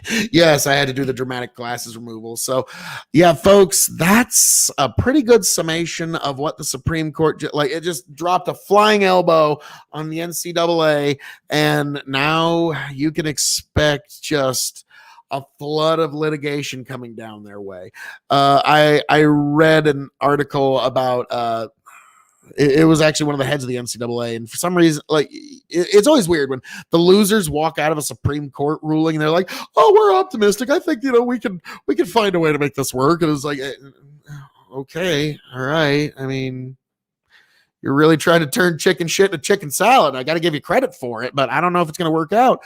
Grow the Farm Up says, and Husker fans wondered why Bill Moose, UNL athletic director, on a $800K public salary, just retired, talking about reading writing on the wall. Yeah, I mean, it's over. Like the minute that was going to the Supreme Court, they're like, oh fuck, okie dokie then. Well, I guess I'm out. Y'all have a good one. Enjoy whatever's left of football. And then when you combine that with I don't have the article on me, but I will the next time I go on live. I'm going to look for it. I'm going to bring it up. But there apparently is a test now that's being developed, and give it about 6 to 18 months, and it'll probably be on the market, that they can actually tell if someone has CTE while they're still alive, and that's going to change football forever. Like that's it. Like it's going to go to some like it's over. I'm sorry, it's over after that, because the minute you have one high school athlete test positive for CTE because of and even if they're just on a football team, doesn't matter if they just jump off something head first. We'll get there, but that's what is going to happen the minute that happens. This NCAA decision on the Supreme Court, and also this new CTE test. Once that test is complete within 5 years, football is going to look very different. It's going to be a form of touch football with like laser tag would be the best way to put it. Like, oh my God, critically thinking veteran. Fucking welcome to the show, good sir. How are we doing? I'm just out here in my mill. Actually, this is my great-grandfather's mill that I'm actually recording out of, because it's got amazing upload rate, so I can play some YouTube videos and all that good stuff. How are you doing, you beautiful, beautiful person? And there's always fucking panel drama. We'll get there. God bless all of you. Thank you for the raid. I love all of you. K.O.E Nation, YouTube, and Twitch. We were just, no, we love you, Swamp Fox. Swamp Fox, we love you. Coming thank you all, you beautiful fucking people. I love you. But yeah, we're just we were talking about regenerative agriculture a little bit ago, and now we're into the NCAA drama that the Supreme Court handed down. And then I threw in a little spice on, there's a test that they can actually find out if you have CTE while you're alive, and that's going to change football and athletics forever. Once that actually hits and the first high school athlete tests positive, bam, bam. I know, I didn't know. But God bless all you beautiful people. And yes, it's great to have all of you. But yeah, I'm actually, like I said, this is a mill that was built by my great-grandfather. And the upload rate is amazing. It takes me 4 minutes to upload an hour-long video because we got security cameras all over the place. So yeah, I'm gonna do my look at these videos streaming here, but I cut you deep. We love you, Swamp Fox. God bless. But yeah, thanks for coming, critically thinking veteran. How y'all been? And by the way, the last panel we were on, that was quite a fucking time, wasn't it? Holy shit. And also, I know you, how do you have the text on the screen? I use StreamYard. That's pretty much I'm a technological Luddite. My buddy Chicken just talked me through this. And so, yeah, StreamYard, definitely the way to go. And yeah, I'm streaming on YouTube. I'm streaming on Twitch. I'm streaming to all the K.O.E Nation. You think I would want to deprive one single member of the K.O.E Nation of the beautiful summer sounds that are my voice and this beautiful face? I mean, come on now. Let's not be silly here. All right, cool. I'll check it. Yeah. StreamYard's the way to go if you want to stream. Literally, if I wanted to, and we've done this before, because I've got my buddy Chicken on Big Buck and Empire on YouTube and Facebook. I've got Tony on Revolutionary Wrestling Podcast on YouTube and Spotify. And for WrestleMania, we on StreamYard were able to simultaneously stream on K.O.E Nation on YouTube, K.O.E Nation on Twitch, Big Buck and Empire on YouTube, Big Buck and Empire on Facebook, Big Buck and Empire, it's Big Buck and Entertainment on Twitch. We're able to stream on Revolutionary Wrestling Podcast on YouTube and RevRest Pod on Twitch, all at the same time. And we were on Facebook, YouTube, and Twitch, all streaming simultaneously. So yeah, no, they're not paying me nothing. In fact, you got to pay a couple of bucks for the service, but Jesus, that's fucking worth it. Are you kidding me? Like, so yeah, when we were doing our WrestleMania and we were all together, finally, we just streamed on all of our shows at the same time.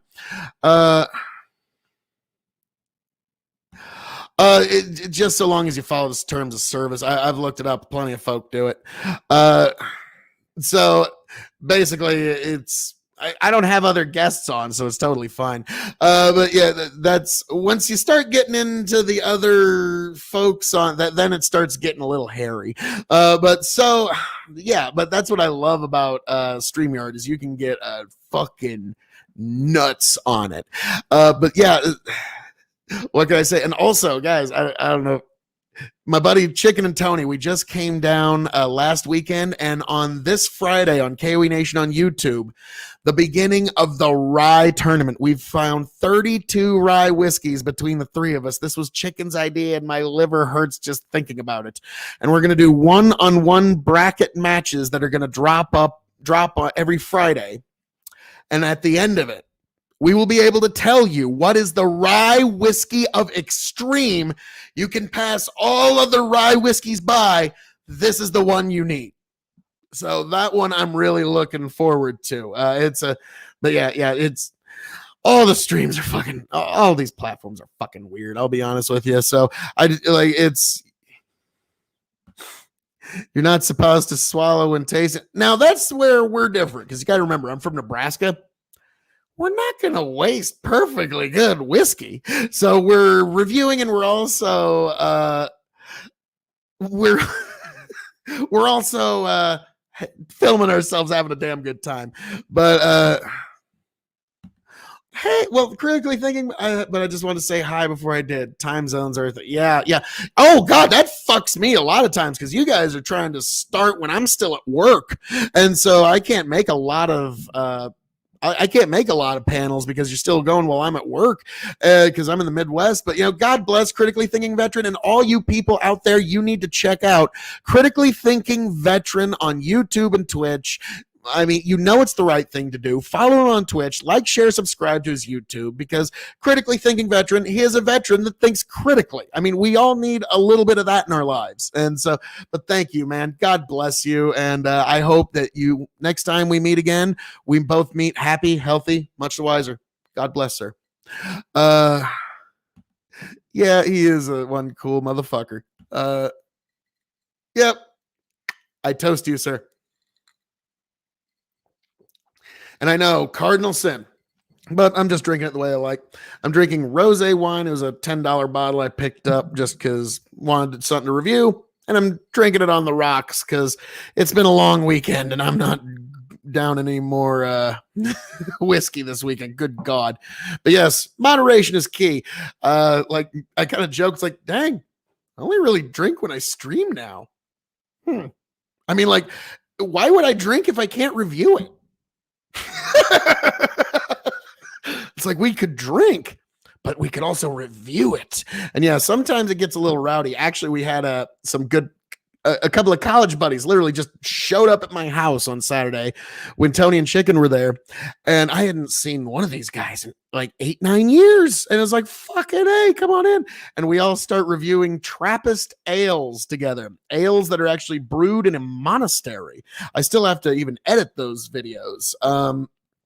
And we got rowdy, we got fucking loud, we got a little bit lurid, and we had a great time. And I was kind of joking, like, yeah, I think that's actually kind of what some of these monks had in mind when they were brewing this beer. We'll stay on the nice night, buddy. Good night, Critically Thinking Veteran. God bless. And yeah. Follow this man, my God. But yes. And so I just kind of was chuckling to myself that this is actually what these Trappist ales, and yeah, look it up. They say it's the finest beer in all the world. It's pretty good, actually. I don't know if I'd say the best ever. Actually, my personal favorite right now is Prairie Peach from Thunderhead Brewery out of Kearney, Nebraska, because they add peach to it. I like wine and I like bourbons and whiskeys. I've just started discovering that and getting into that.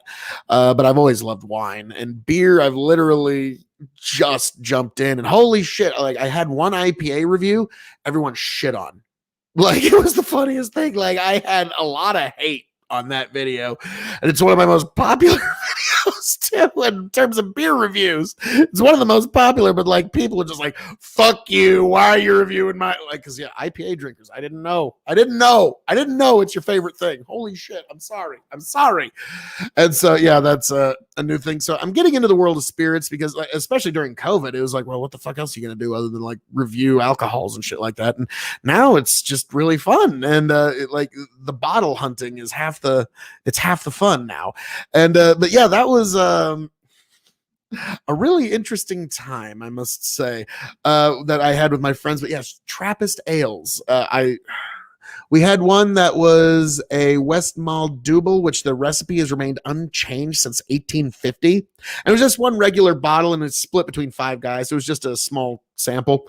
And that was good. The other Trappist ales they didn't like nearly as much, but the Westmalle Double Trappist ale, and it's actually brewed inside the walls of a monastery. It's in an abbey, and I think the order is called the Order of the Christian Order of the Sistren of the Strict Observance. I think I'm at least 90% there. And they make these brews inside their abbeys because they don't take money, and they donate money to other people. They send money to orphanages and all that kind of stuff. And that's why it's $5 for a bottle. But I figured I just found this on YouTube. I'm just too curious.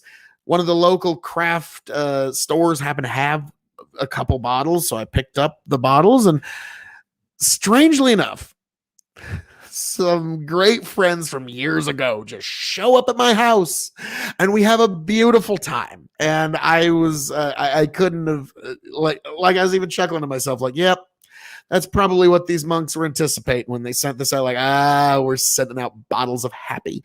And yeah, so me, I'm a happy drinker. I've always kind of joked when I get a little too tipsy, because we've all known the angry drunk and the sad drunk. Me, I'm like, if you've ever seen Arthur and Dudley Moore and Arthur, that's kind of like how I get when I'm overly drunk. When I get too drunk, I think like every third word that comes out of my mouth is the funniest thing to ever be. And then I sit down. Yeah, it's like Arthur from Dudley Moore. And so like, I can certainly see how that can be annoying in its own right. But yeah, it's a fun time. And so yes, Chicken's actually at a lake in Iowa. Tony is recovering, and me, I'm just streaming with all you beautiful people, trying to drink it off, I guess. Oh God. But yeah, we didn't drink all 32 ryes, but we got a good start. And so Chicken went back to Iowa with 8 ryes. Tony's got ryes at his place. I got a bunch of ryes at my place. We all just kind of bottle swapped and said it'd be better to record this one there and that one here. And yeah, so Chicken's going to be sending some reviews from Iowa, and he's got a bunch of Iowa ryes. So I don't know what was like. Normally we just do a 10 rye flight every year, but then Chicken's like, we need to do a full 32 rye tournament, because we just did a Sweet 16 bourbon tournament. And never been much of a rye fan. Well, that's why you and I would get along really well if bourbon and scotch is your game, because those are really my loves, is bourbon and scotch. But you know, we're trying to find out what is that one rye. So you only have to keep one rye on the shelf, because rye is a good cocktailing whiskey, even if it's not your thing.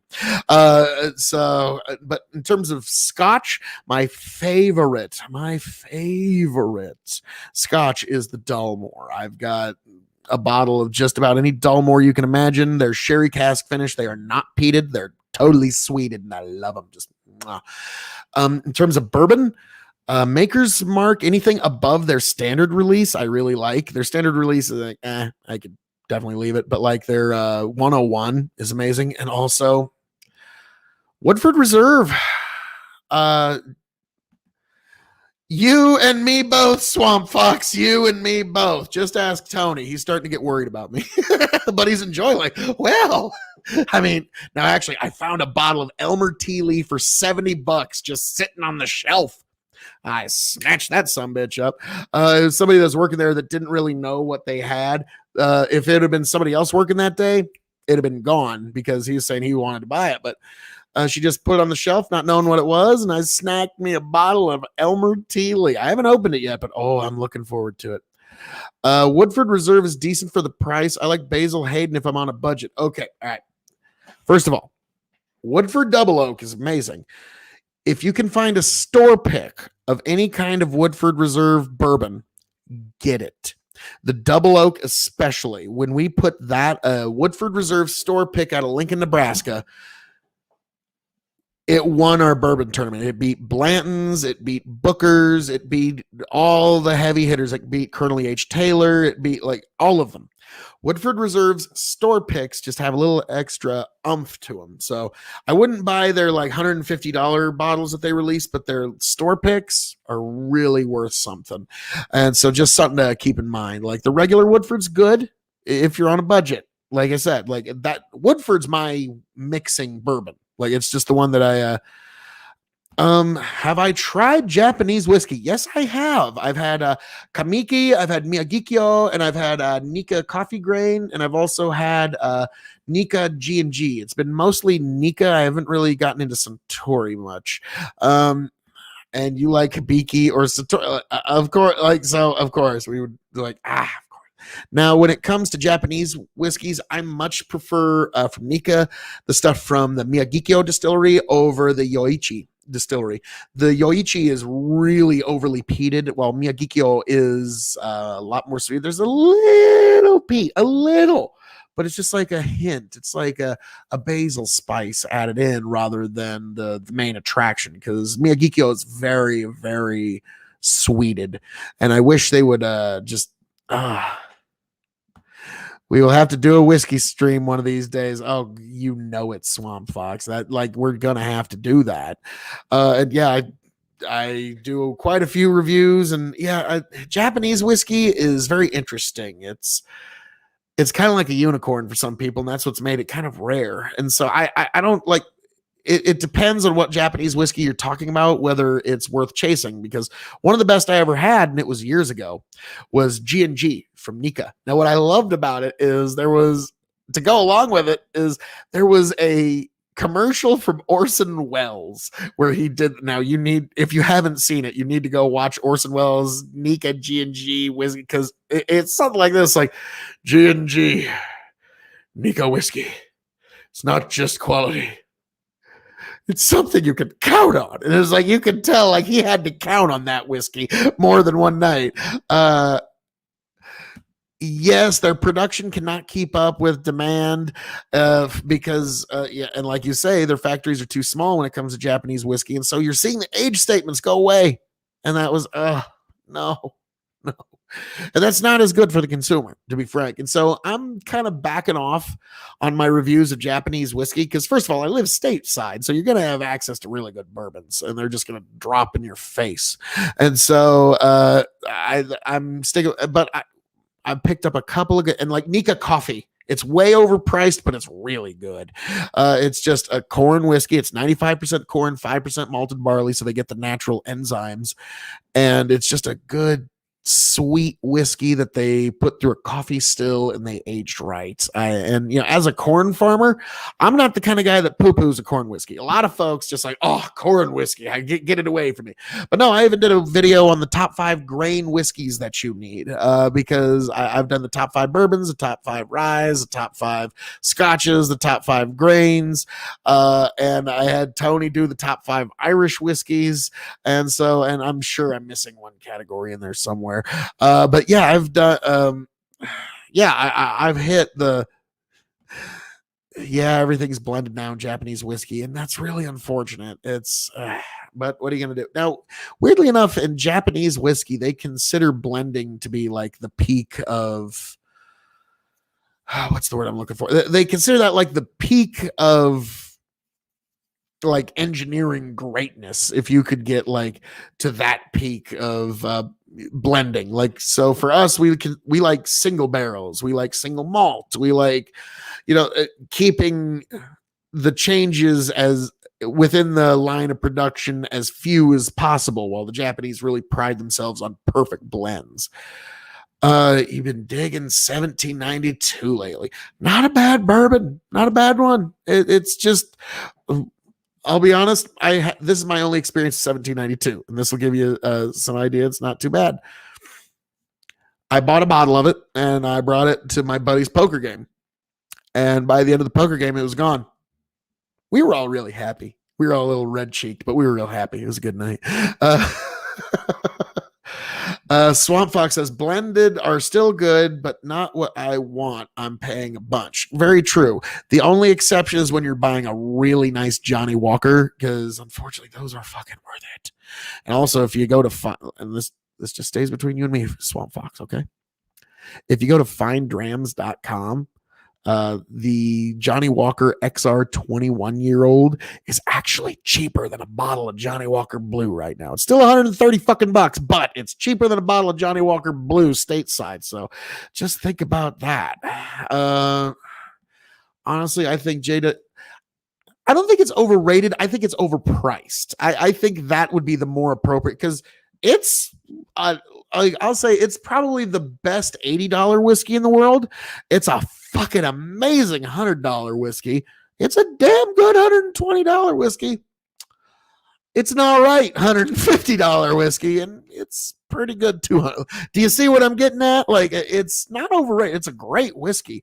It's just overpriced. Yeah.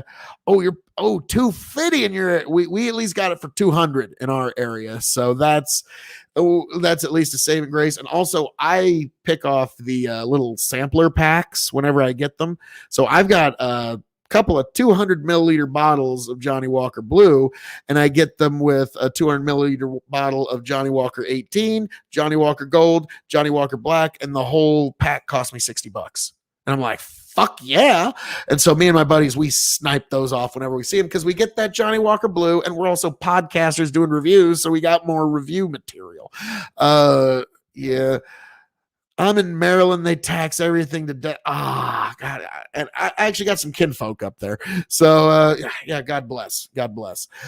So hope you make it through the year with the weather being just beautiful. And that's it.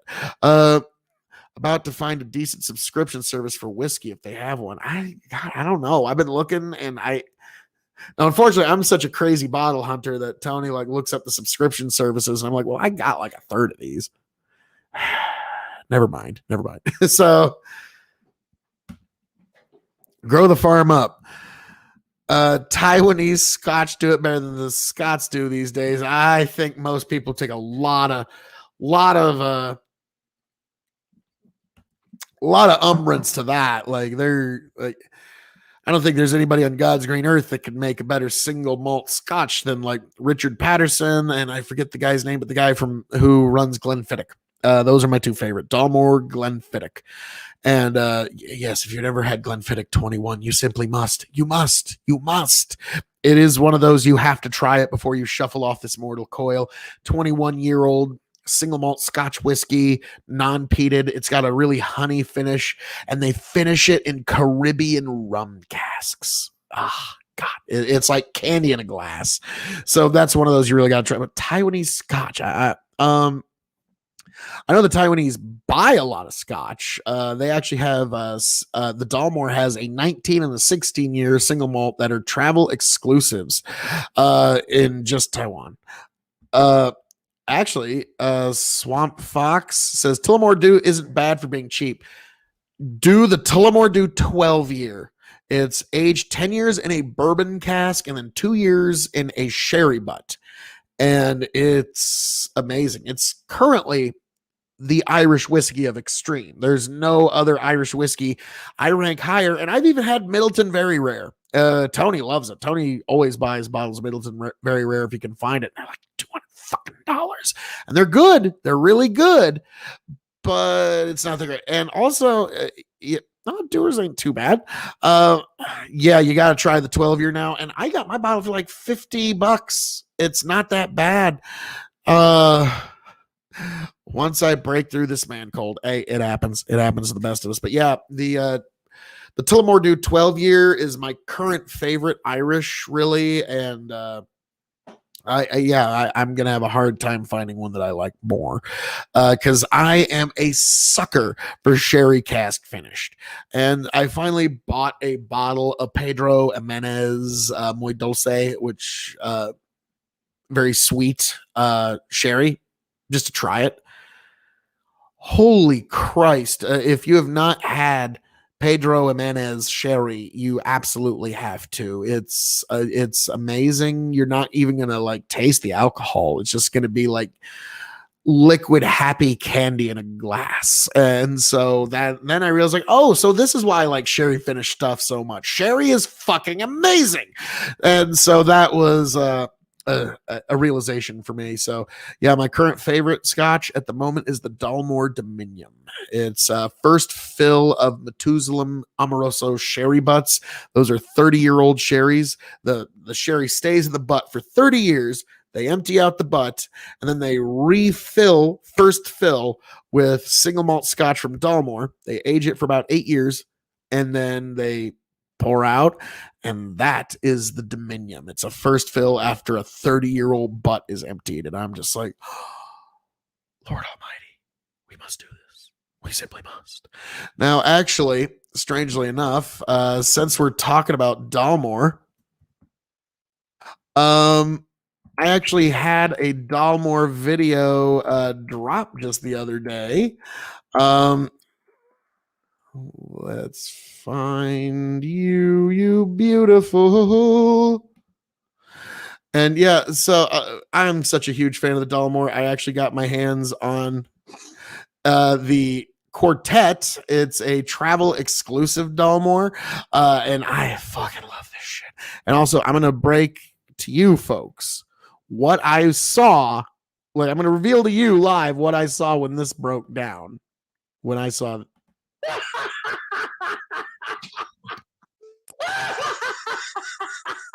Are you fucking kidding me?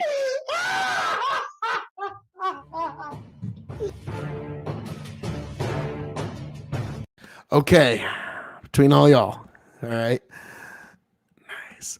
Okay, now forgive the audio. It's gonna be not great for about the first 30 seconds, and it gets really better. But what I saw there was me and Tony were watching AEW Double or Nothing at the same time, and Cody Rhodes comes down looking like some sort of fucking smash between Homelander and Captain America, like he's gonna save America single-handedly, and I fucking lost it.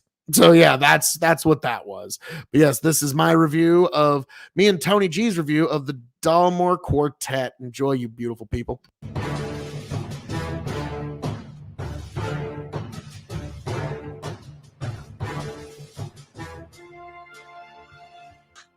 Welcome, one and all, to the K.O.E. Nation for a very special Spirits review. This is one I have been looking forward to for some time, folks.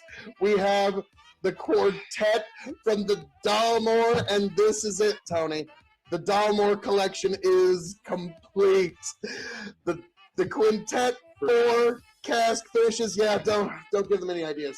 But 4 cask finishes of Highland single malt whiskey, which is, considering I am not only the devilishly handsome outlaw himself, but also the Lord of the Scottish Highlands here at the K.O.E. Nation on YouTube and Twitch, it's time to get into it. And without further ado, I'm handing it off to my indomitable broadcast partner, T.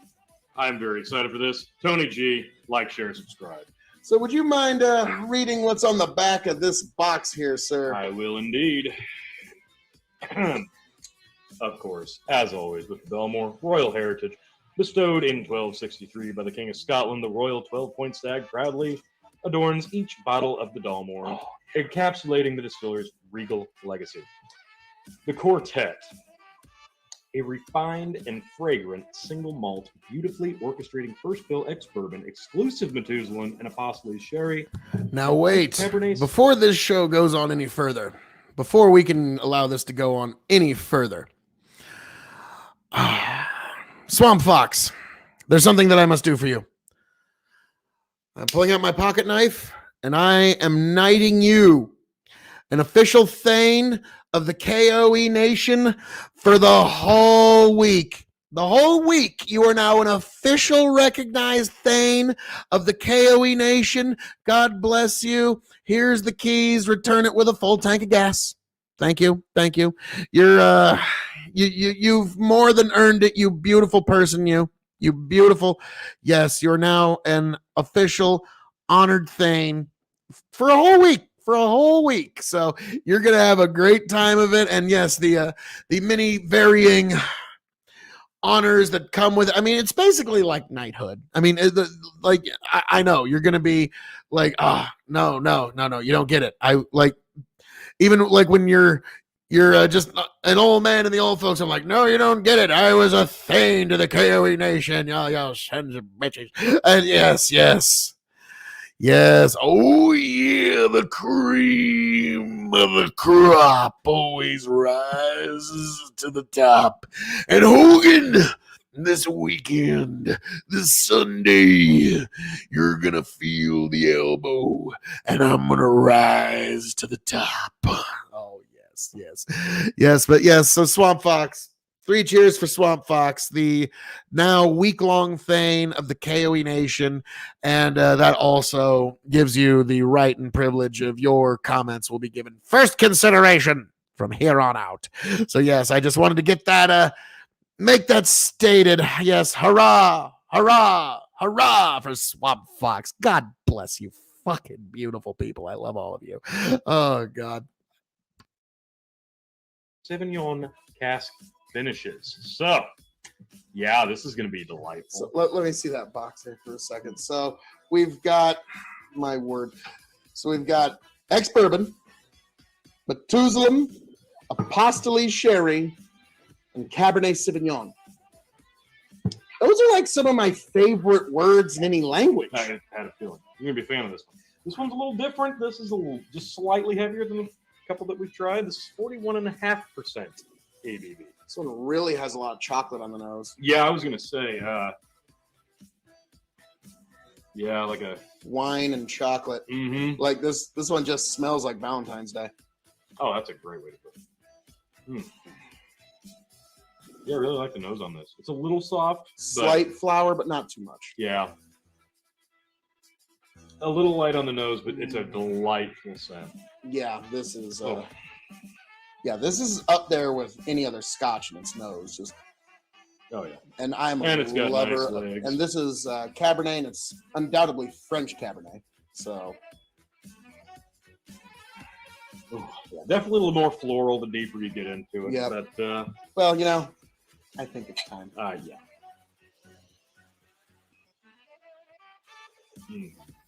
Mm-hmm. There you go. Very dry, dark chocolates. Yeah, wow. Oh, yeah, back in. A little bit of grape. Not much. Just enough. Oh, I love the finish there. Oh, yeah. Really like the finish on that. Yeah, this is... And that one digs deep on the end. It's not a tingle. It's not a burn. It's just... It kind of just trickles down the back of your palate. Now let's see what it says here for, let's see, aroma. A little more orange on the first taste there. Madagascaran vanilla. Okay. Candied blood orange. Hey, there it is. And ripe red grapes. Ah, there you go. On the palate, good luck with this one. Cristanolan cake. Sure. Sherry-soaked raisins and soft, chewy licorice. Oh, okay. Finishing notes. Pear with raspberry Collins and chocolate truffles. Okay. Which, that's... I was getting those in kind of different orders, but yes. Yeah, this is really, really nice. I like Oh, Lord almighty. I like this a lot. Very, very nice. How shall we grade this wonderful scotch? Now, for those who do not know, we are going to have to find a way to grade this whiskey. We're going to grade it on a few scales here, on 5-star scales. 5 meaning you definitely have to have it. Half star meaning, you can pass it by. So this one, on a 5-star scale, Tony G, we're going to grade it on a single malt scale. Oh, as you a simply Scotch, must. They're 12-year. As a Get their whiskey, 12-year. It's the best it's introduction. shelving, and then the secret fifth question. So, as a single malt Scotch, how do you rate this? I'm going to give this a 4.25 on a single malt. I think this is marvelous in terms of taste. I think the finishing of it is outstanding, and flavor is just, it's lingering with me in all the right ways. I love this a lot. I didn't think I'd like it as much as I do because of the Cabernet. I know that's more your wheelhouse than it is mine, but I'm liking it a lot. So, 4. I'm going to go with 4. I'm going to agree for different reasons. I like the Cabernet. Yeah, 4 stars as a single malt. Yeah, this is right up there. Yeah, really, It's nice. floral. It's just beautiful on the nose. Like, yeah, I'm going to give it 4 stars as a Scotch. Now, or as a single malt. Now, as a Scotch, wide world of sports here. There's single malts, there's blended. Most of the world's sales are actually in whiskey are in Scotch whiskeys. As a Scotch, I'm going to give it 3.75. I'd like it to cut just a little bit deeper. What I found with this new travel line is it's a little bit lighter on the ABV side, which is fine, but it's a little soft. I want just a little bit more stabbing on the back of my palate and reminding me what the flavors are in the back half. It's good, don't get me wrong. It's really, really good. The flavor's awesome. Dalmore typically relies on its sherrying and casking over its proof to get there. Yes. On the flavor profile. So for me, I'm again going to give it 4 stars. Fair enough. I mean, it's just amazing. 4-star Scotch to me. Now, as a whiskey. As a whiskey, I'm going to say it's a wide world of sports. 3.75 again. Yeah. So this is pretty much 3.75 through and through, except for Scotch as a single malt. Single malt. I'm going to agree 3.75 because I wouldn't cocktail this. No. But it's so good, neat, just as is. I'm gonna have to go 3.75 because it's a damn good whiskey, but that's a wide world of sports. So now we move on to the shelving. Now, Tony, I don't know if you know this. I have a shelf that's my top shelf, and it's kind of Dalmore heavy. You don't say. Yeah, this is a top shelf. Yeah, this is going on my top shelf, definitely. Now, the secret fifth question for those who do not know. Now, Tony, do you remember USD what this bottle This one was right in the range of the $80 mark, I think. $80. Now, if you find this bottle, 1 whole liter. Oh, I will pause for that. Hey, Swamp Fox, God bless you. If you're still here, God bless you, and thank you for being here. He says, I got to run. I'm sick as a dog, but had good stream, buddy. We'll talk whiskey more later. Oh, and he leaves the E out of it. Yes! Thank you, Swamp Fox. God bless you. And hope to find you back here happier, healthier, and much the wiser. God bless you, Swamp Fox. Thank you. And yes, you are now a Thane for the week. So enjoy. Just bring it back with a full tank of gas. So now we move onward and we keep going. We move forward, K.O.E. Nation. You know, when I start a stream, because I'm either going to say something offensive or just for one way or another, I'm just going to think I made the greatest joke in the world, but it wasn't that great. It's kind of like I'm leading you all into battle. Not all you're going to be here when it's all over. Credit to Stanhope on that one. That's one of my favorite Stanhope jokes. Like me doing my stand-up comedy bits, it's kind of like I'm leading you into battle. You're not all going to be here when it's over. The quartet. Would you seek this out over the quintet? It is a full liter, and that would probably make me consider it, but no, I think the quintet. I think I'd buy the quintet first and foremost. That stuff's for you. I figured you'd say no, but this one, it hits my palate specifically. Yeah. It's like a Cabernet up Dalmore 15 to me. It's smooth, it's crisp, it's light, it's clean, but it's got that little extra grape, just that little extra oomph to it that you just have to appreciate. So sometimes yes, you don't have to would mix what ain't broken. So yes, I'll give you that. But this would be an excellent, after you've had a dram of the 15, you pour a dram of this. And you could. you're gonna have yourself a good evening. You could. So, Oh yeah, marvelous stuff. yes, folks. So this has been our review of the Dalmore. Oh my goodness, the Dalmore Quartet for True, Yanked. assemblage. I love that word. God bless you. Thank you for coming, man. Assemblage of ex-bourbon Check him out on Methuselah YouTube. I'll give him a full Apostles shout out when this is over. Cabernet Sauvignon casks. It's really nice. The Dalmore collection has been completed, Tony. Almost. I feel like all the powers of Captain Planet have combined. Close. And so, folks, keep your eyes on this space because we're going to have a lot of Dalmore versus videos coming down the pike. But, folks, as I'm known to say around here, all that being said, thank you for joining us for our review of the Quartet, folks. I have been looking forward to this. Dalmore, my favorite distillery in all God's creation.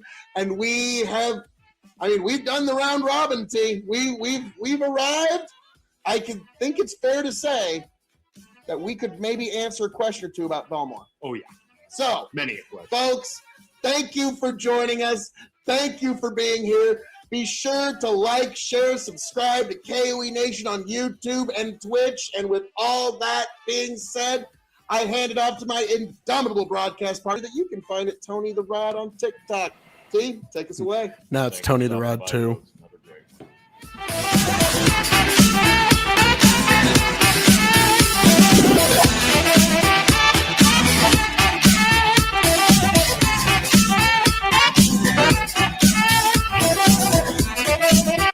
I like that song way too much. Oh, God. I love all you people. So, folks, we hit that one. And, yes. And also, Yanked Up Podcast. Check this crazy kid out on YouTube. He's a great guy, salt of the earth guy, and he knows more about grilling than most. So if you know shit from apple butter when it comes to grilling, Yanked Up Podcast be the guy to go to. Yes, Yanked Up. And how you doing this evening, good sir? Yes, the Yanked Up Podcast. He's like I said, he's grilling centric. He gets together with his buddies and they chat. They don't let. If you're out for politics, blood sport, it's not the place. But if you're just wanting to meet good salt of the earth people, Yanked Up Podcast. And also, I resemble that remark, good sir. Yes, I resemble it greatly. And so, yeah, that was one I enjoyed a little too much. And then also, what the hey? This one just dropped the other day, and I'm going to give it its proper due. My good buddy Chicken in Iowa reviews Iowa number 9 corn whiskey. If you're a Slipknot fan, this is the Slipknot whiskey. So I was more than intrigued, so I had to give it its just dues. And without further ado, Chicken, give us this review.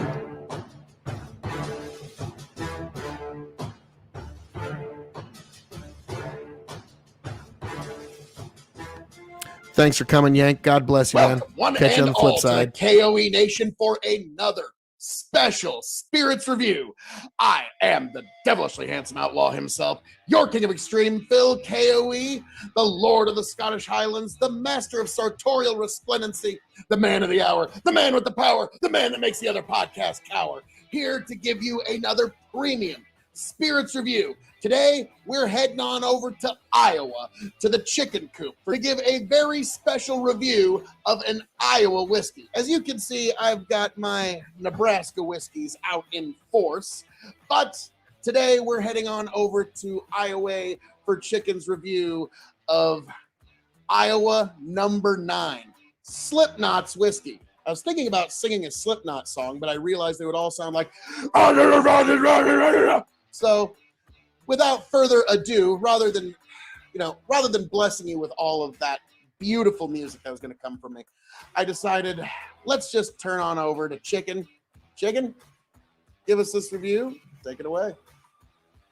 Definitely corn. Whew. Okay, so this is Slipknot number 9 Iowa whiskey. Slipknot and Cedar Ridge Distillery, which is another local distillery. 2 groups of people born and raised in Iowa and committed to quality and hard work. We collaborated on number 9 whiskey, which in addition to Iowa corn, get some extra spice from its rye content. So this must be some kind of blended version here. I hope you enjoy it as much as we do. Live life and always be safe. Cheers, clown. So yeah, the scent is actually really just straight up corn whiskey is really what it smells like. It smells good. It's not overbearing. It's not too powerful. It goes down really good and smooth too.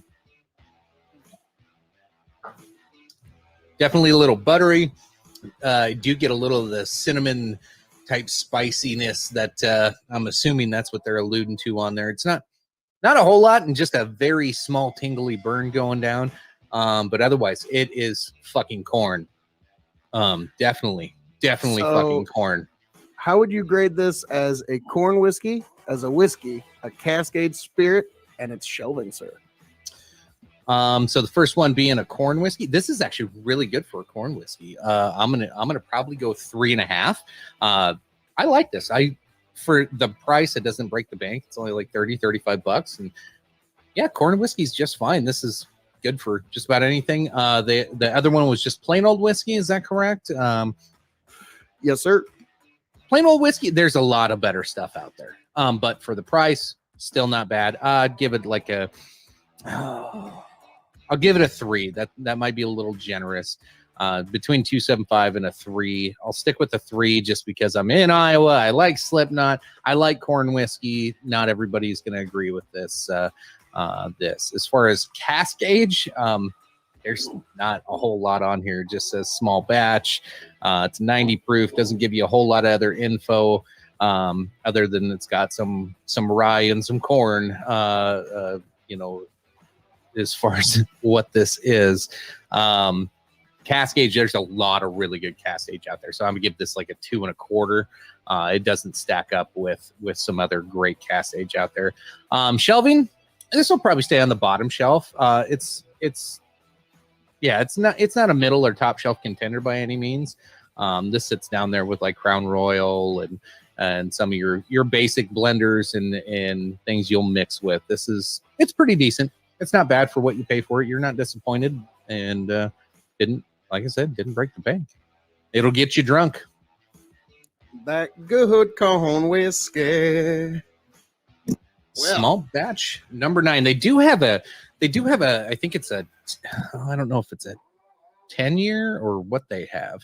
Yeah, but there is another one for like 45. Okay, now I might try it because this isn't bad. And there you have it, folks. Iowa number 9 corn whiskey, according to the one, the only Chicken.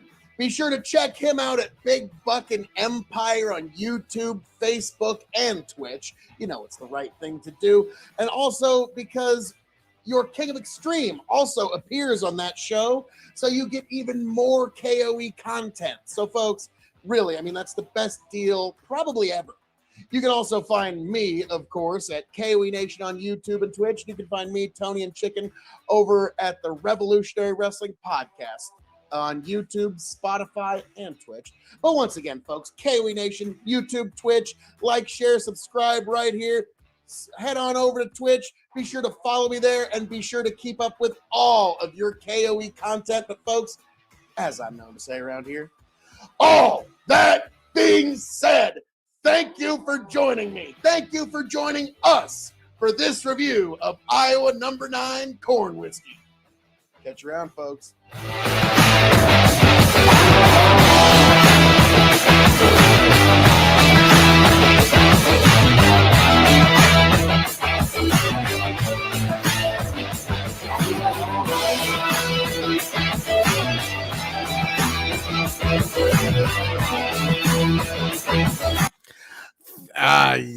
Yes, that devilishly handsome outlaw.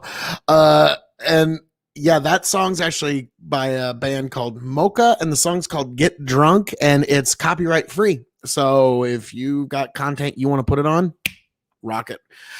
So I always want to give shout outs to bands who do copyright free music because God bless them, you're doing the Lord's work. And so yes, I always try to give those shout outs. And also apparently not too bad of a whiskey according to one chicken. But yeah, this was really Chicken's week. He got to debut a beer review that I played last time I was on live, and yeah, he's just had himself quite the time. I mean, I have to give that one to him.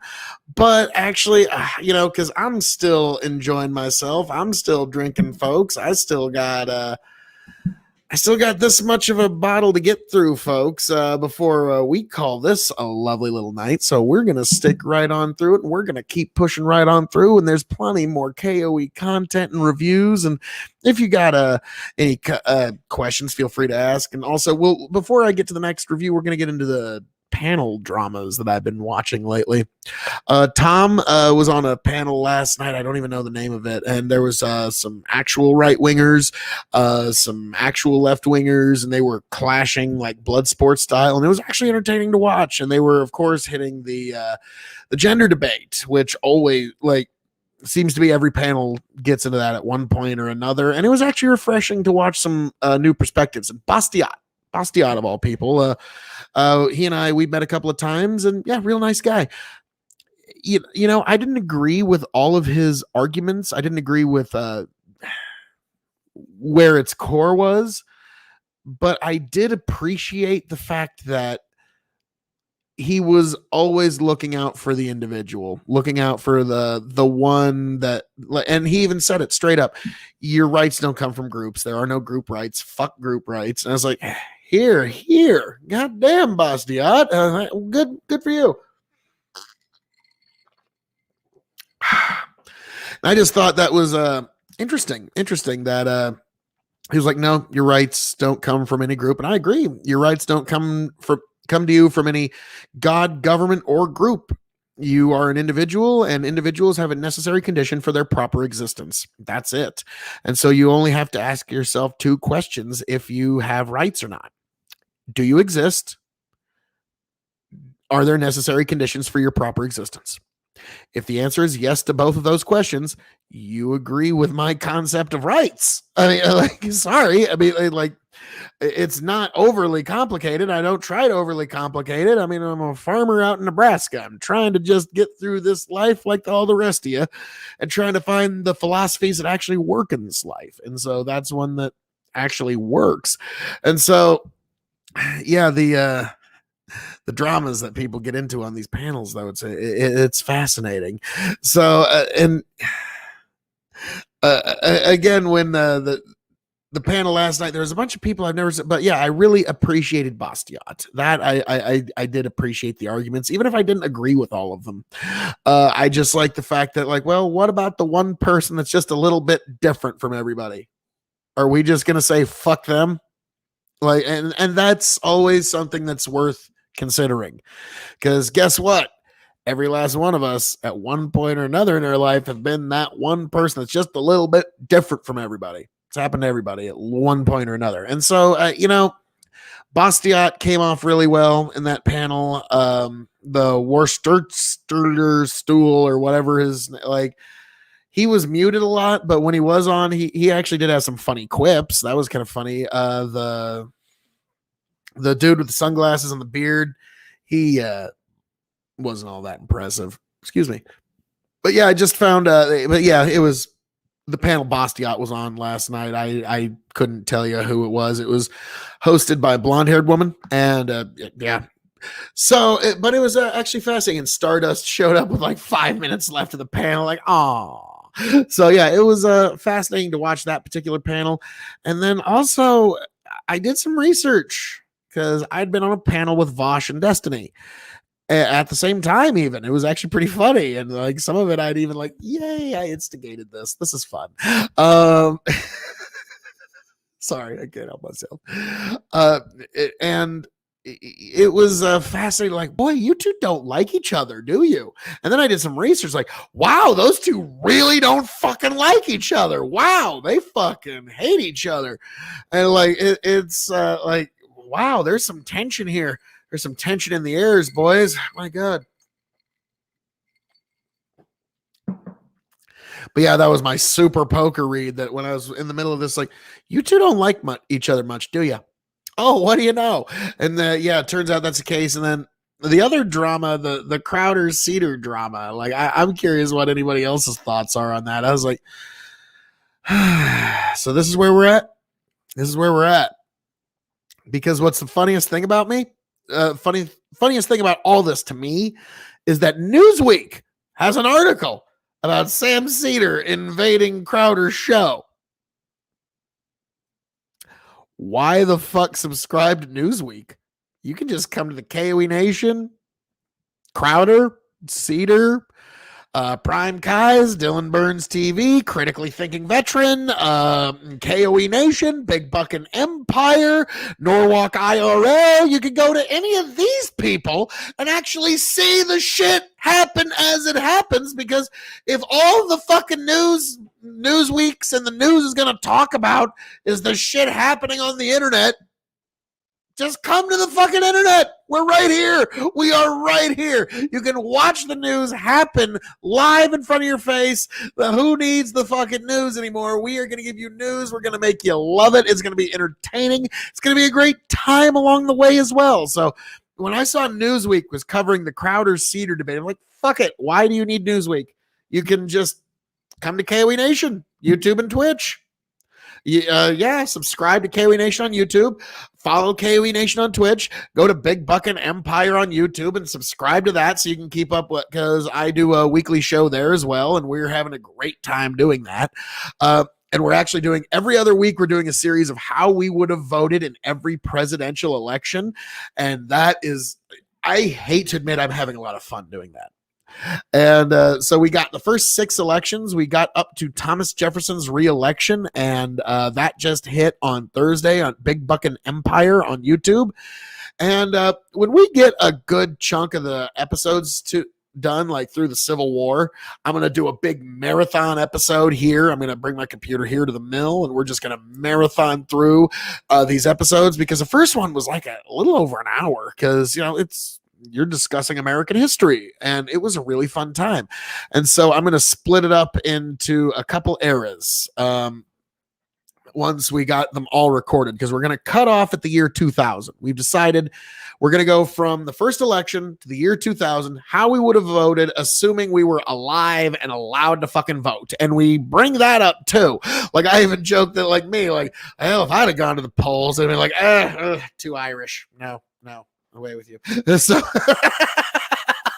but no, so we're assuming, like, and I even said at the first one, like, okay, so assuming we're alive and able to vote in the first election, that means we were probably veterans of the Revolutionary War. We probably served directly under Washington.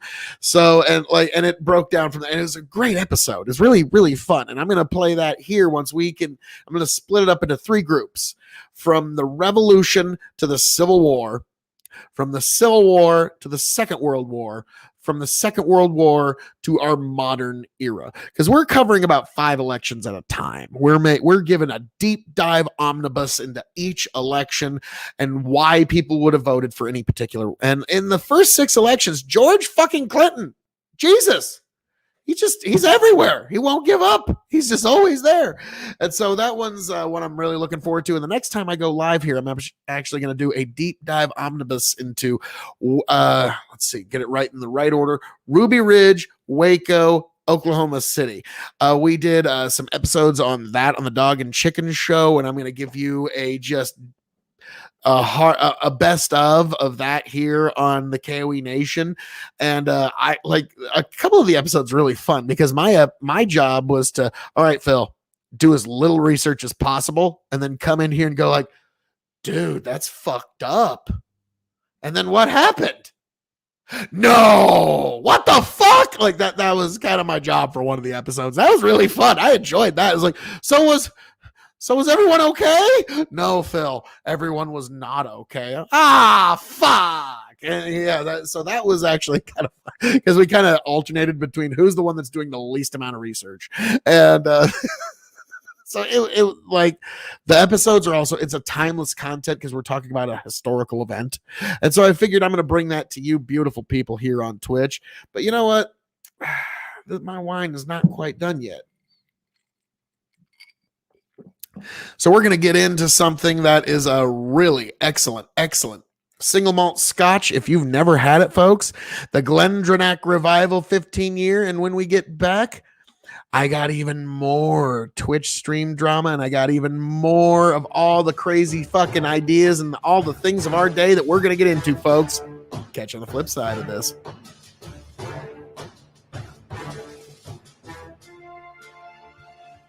Welcome, one and all, to the K.O.E. Nation for another special Scotch review. I am the devilishly handsome outlaw himself, your king of extreme and the lord of the Scottish Highlands himself, and we're going back to the Highlands, to Glendronach. Aged 15 years, the Revival Glendronach. Interesting. Highland single malt Scotch whiskey, matured in the finest Pedro Jimenez and Olosoro sherry casks from Spain. So, okay, so you and I are very used to Methuselah sherry. This is I had Pedro just shaved Jimenez, my which, head one when of we my had recorded favorite this. Irish whiskeys is Pedro Jimenez. And also, interestingly enough, non-chill filtered and natural cask imparted color. So no artificial colorings. And as you can tell, I'm a little excited about this Highland because I am the devilishly handsome outlaw himself, your king of extreme, Phil K.O.E. Like, share, subscribe right here at K.O.E. Nation. And I am joined by my indomitable broadcast partner, Tony G, like, share, subscribe. Yeah, the minute I see a Highland malt, sherry cask finish. This is one I've been looking for quite some time, and I got it on a sale, under 100. Pretty stoked about this. Typically, you're going to pay about $115 for a bottle of this. This is one that was highly recommended amongst Scotch circles on social media. Really, really love the 15-year age statement whiskeys. So this is I just needed exciting. to show the color. Yeah. Like, because I've seen non-colored 15-year whiskeys that are not, like, they It's nice. really... It's really nice. I did get into this and sample it because I was quite excited. I was about to say, the audience will have to live without the inaugural cork pop on this bottle, but, I you do know... apologize. I've had that happen once or twice. I've got a 9-year sour mash. There's another whiskey that I just bottle had to get over here into. that I brought tonight that I did this second. I'm sorry. It happens. It happens. When you get a good find, sometimes you got to just try it. So, all right, folks, this is Glendronach Highland single malt Scotch whiskey, 15 years, in Pedro Jimenez and Olosoro sherry casks. If you would like to get into the back there while I get into the nose. Deep in the east, Highland Hills, the Glendronach Distillery has been quietly perfecting sherrywood maturation since 1826. Our founder, James Allardyce, built his distillery in the Ford Valley and named it Glendronach, which means Valley of the Brambles in Scots Gaelic. Here he discovered the rich depths of sherrywood maturation, marrying Scottish spirit to Spanish oak. Oh boy. I do have all of the nosing, finishing, and palate, but I'm not going to reveal any of that. How's that hitting the nose? Very sherry. Mm-hmm. Yeah. Mm. I mean, this smells like an 18-year-old whiskey, to be honest with you. Like, this is hitting me as older than it is. Mm-hmm. It's just now, if I was blinding this, I would be saying it's a sherry cask finish, 18 years old. And that's... Which this does make me quite interested in the 18-year. Oh, yeah. This is a great nose. I'm getting... It's very intense again, sherry. The sweetnesses that I can't quite identify always come through as toffee to me. Well, we can look at but there is a bit of a fruitiness here that... An intoxicating burst of maraschino cherry. There was cherry there, but I didn't want to just immediately say cherries because nobody... Ripe bramble and dark chocolate mint with hints of orange bitters and walnut liqueur. You know, that would come across as a toffee to somebody who hasn't had all those things. Yeah. Yeah, the nose is amazing. I'm just hoping, like, because there's some scotches where the nose is so hauntingly good that the palate doesn't match. So Tony, You're setting up some very high expectations. I tried it first with a splash of water, so this is my first time trying it neat. Mm. Oh, wow. Wow. Minty? Woo! This one's intense. That almond really comes through. Oh, yeah. Minty almond, little bit of sherry sweet, not much. It's more like the sweetness is kind of like a wraparound, not like the main event. This is only 46 ABV. This is one that could use a drop or two of water, And but that's what I did, and it really opens it up. it would really mute the nose so much. Mhm. But it also mute the heat on the palate. Really swish this one around. Yeah, this is and my first drink of the day, so I'm going to go in for a second. Swish that around. It really, there's a lot there. This is an intense Highland flavor of Scotch. I'm loving this thing more and more every time I try it. Mint and orange peels. Yeah, definitely an orange peel. Not like an orange, but like the peel. Mm-hmm. Mm-hmm. A tartness, yes. Like if you've ever had a really good bartender take the peel off of an orange or a lemon, twist it, and just give the essence of those oils into your drink. This has a very oily feel to it as well. Interesting, interesting. So, Tony, we're going to have to grade this on a couple of different scales. We're going to grade this on a 5-star scale. Half star being, you can probably pass it up. 5 stars means you must have this before you shuffle off this mortal coil. We're going to grade this as a Scotch. We're going to grade it as a whiskey. As a cask-aged spirit, we're going to ask its shelving, and then the secret 5th question. So, as a Scotch, how would you rate this? I'm going to go 4.5. Interesting. 4.5 as a Scotch. Yep, this hits it on everything for me. Nose, palate, color, beautiful presentation. This is I was about to marvelous. say, like, no, Tony, you're really not going to agree with this. No, I know. The nose is 4.5. The palate is 3.5. And so I'm going to Really off by 1 star. split the difference at 3.75. And I'm going to put it right because the palate, in my opinion, has to have a little more weight than the nose. I think you should try this with a drop of water because We'll get there. it completely changes. The night is young. But first impressions, I'm going to go 3.75 as a Scotch. Okay. Now, as a whiskey, I'm going to go solid 4. Solid 4. and why is that, sir? This just has such a nice, robust taste to it. You can tell that this is a carefully crafted, impressive age statement year. It feels so good. I wouldn't cook with this. I wouldn't, never would you cocktail something like this. You could, I wouldn't, but you could. This one does get better with every sip. Oh, yeah. I have no. Now, again, first drink of the day is never a fair one to judge any spirit. Yeah, especially but, if you stay up late the night before. Yeah. But I still think it's fair for I put it as a Scotch. I'm also going to put it 3.75 as a whiskey. Okay. Because this really stands out. And again, like if you're going to talk about like cooking and such like that, this would really excel. A lot of good Scotch cocktails this working. I know you wouldn't do that with Wouldn't it. do it, but yes. And it would is work. a great just sipper. Oh, yeah. Marvelous. Yeah, marvelous stuff. This one's but I'm hard gonna to keep down for me. Like, it's just sitting there. It's expensive. I wouldn't hold it. I know. Now, Be all up in as there like a carrot. cask-aged spirit, this is putting it up against all the cognacs, the brandies, the scotches, bourbons, Japanese whiskeys, reposado tequilas, anything aged in barrels. I'm going to go 4.25. 4.25. And why is that, sir?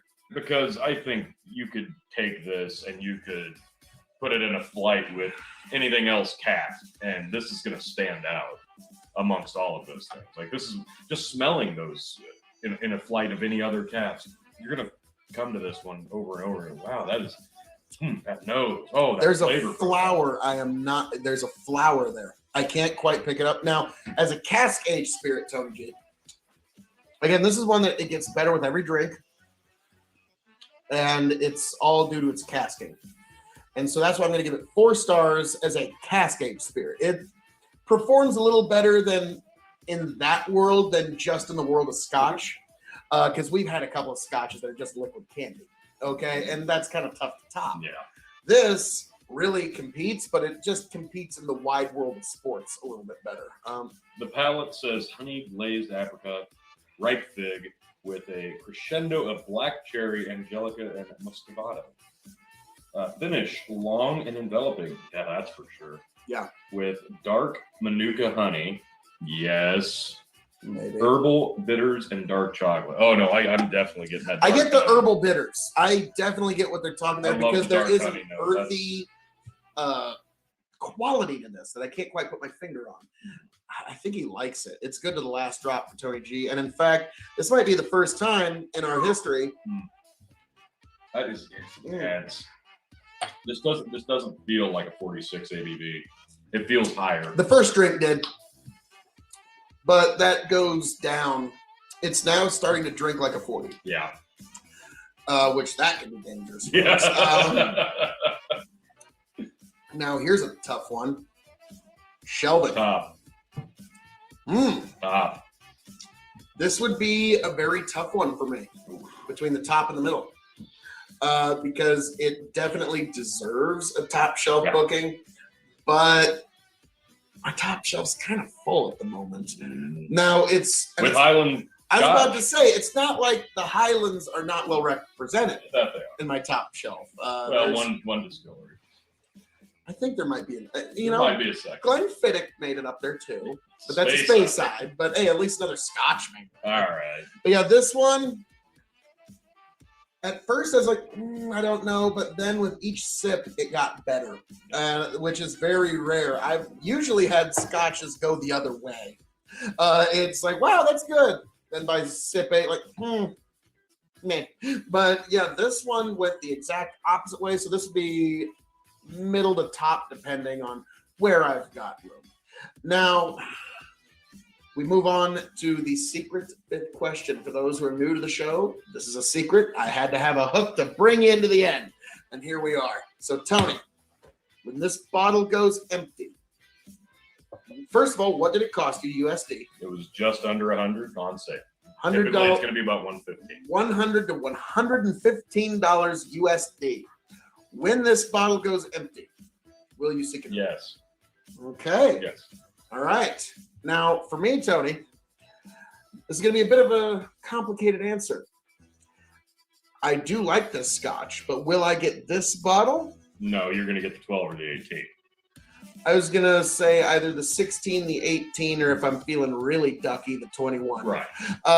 Or we might get a bunch of the 50 milliliters of all of those and compare the whole line. I think we kind of have to do that. I think that's something we have to do. Yeah. So, and then we will find out from that what will be the Glendronach of Extreme.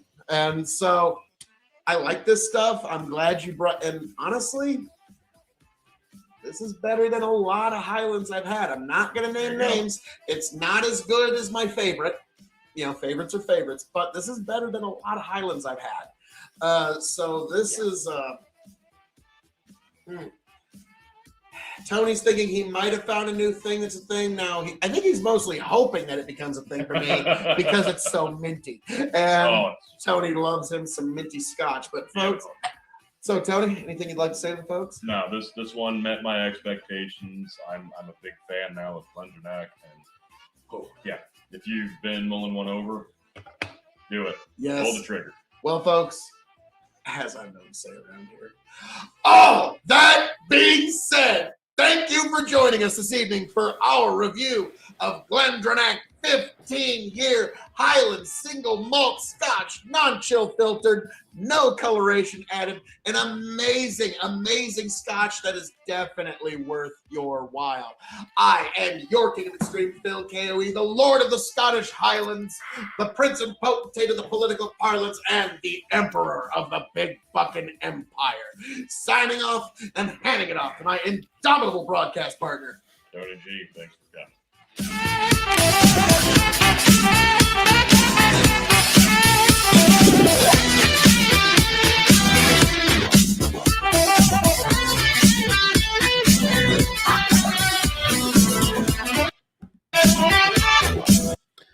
I like that song way too much. And I like that it's copyright free. Persephone, Retro Funky, the Sundance remix. Oh, Lord. Now, K.O.E. Nation, I've got something I need to admit to you a little bit. Okay. All right. Come in. I'm a little drunk. Okay. Yeah. Okay. Now it's just us, right? All right. It's just here. Okay. Now Tony's not listening. I actually got Tony his Christmas present already because I'm that kind of weird. I've got actually half of my Christmas shopping already done, actually. Now, there we go. This is a much older video that I'm going to get into, but all right, between you and me, I got a bottle of Balvenie 17 Doublewood that I got set aside. It's Tony's, one of his favorite fucking scotches in all the world. It's a little spendy, but you know, hey, what are you going to do? Gotta do it. I also got a bottle of Chivas Regal 15 cognac cask age that I got from my uncle. He loves Chivas, and I get him a bottle of Chivas every year. And I've run out of Chivases to get him, so I went to findrams.com to get another one. So yes, just something to keep in mind there, folks. But all right, let's make sure I got this all queued up beautifully. Now, this is before I knew a lot about what I was doing when it came to podcasting, but it was a really good time. Oh wow, it's my old school intro, the NWO style. Oh, Lord. So, folks, this is a blast from the past review, but it's a review of the Balvenie line of 12, 14, and 17. And between you and me, just keep it between you and me. Don't tell. But I got T a bottle of the Balvenie 17 for Christmas because the distillery just fucking discontinued it. It will be gone before too long. So if you can find yourself a bottle of Balvenie 17, fucking do it, because it will be gone forever very soon. And so that's something worth preserving. And then so I wonder what they're going to replace it with. They say keep an eye open because something is going to replace it, but God, the 17 was so good. Why would you replace it?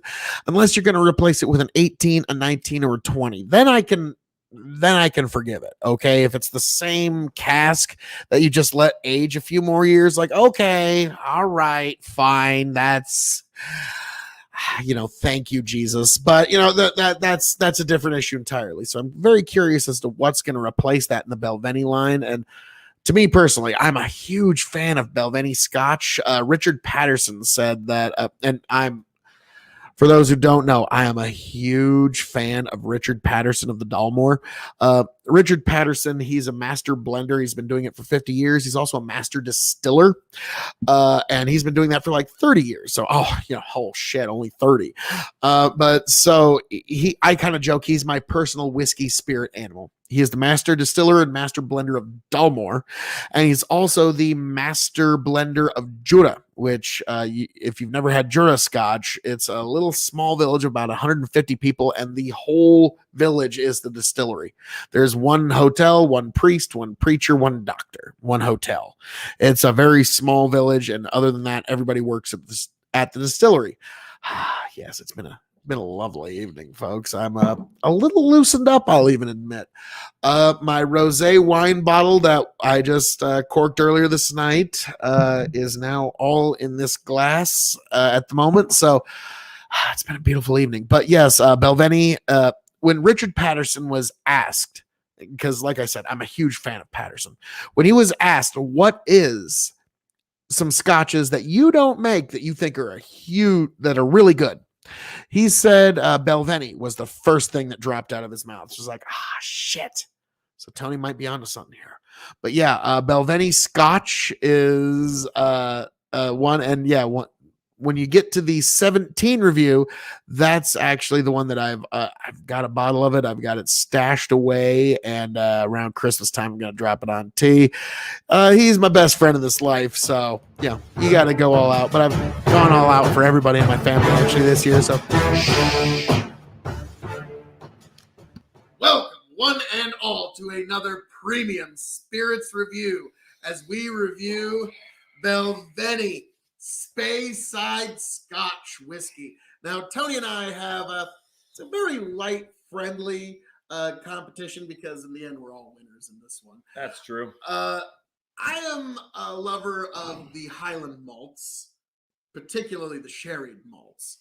That's you fair. are a lover and have enjoyed Speyside Scotch whiskey for years. will you look at that fucking Not to say hair? we Jesus. don't dabble in Yes, but if I were given my preference, it's kind of like if you're going to be on a desert island for a year and you could only take Highland or Speyside, I would probably be inclined to say Highland.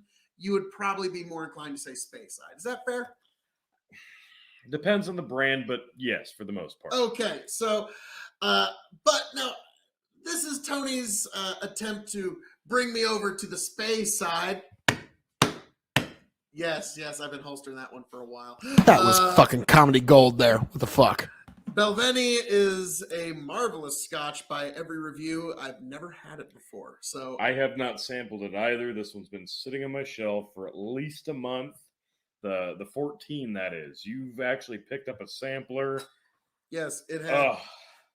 The sampler had a 12-year double wood, which is aged in 2 different types of oak for 12 years.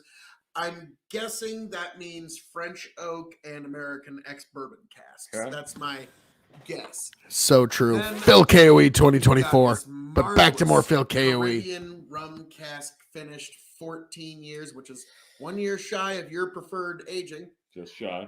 And then we've got a double wood 17 year, which I'm going to let Tony read that. Like, you almost need a magnifying glass for that one, but It's a sampler. I'm looking forward to try. And the reason I got all the glasses out is so we can kind of compare the noses to each other without, enough. So let's. We're starting off with the 12. Yes. Okay, would you like me? Yeah, go for it. Okay. The Belveni Double Wood matured in 2 distinct casks, aged 12 years. Belveni Double Wood acquires its complex yet rich and smooth taste from its maturation in 2 different types of oak casking. My goodness. Well, Yep, only one way to know. Better give it a indeed. shot. Go ahead. Slide the glass over here, sir.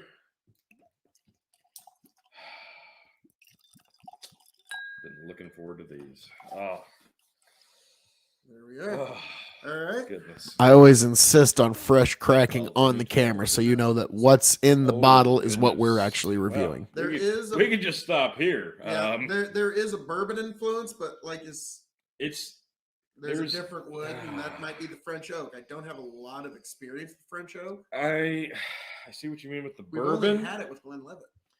I see what you mean with the bourbon, but I'm getting a lot of vanilla notes there. And I think that's what we reported in the Glenlivet as well. Yeah. It's not overbearing by any means. It's a very subtle bourbon. Vanilla I hadn't even hung a sweetness. skull or my daughter's painting of Not a lot Godzilla honey up notes, but yet. I can see where one I would was go in rocking that a- direction. Yeah, that's- Well, silly haircut, but I'll probably be rocking it again in a few months. My hair just grows too fast. I can't stop it.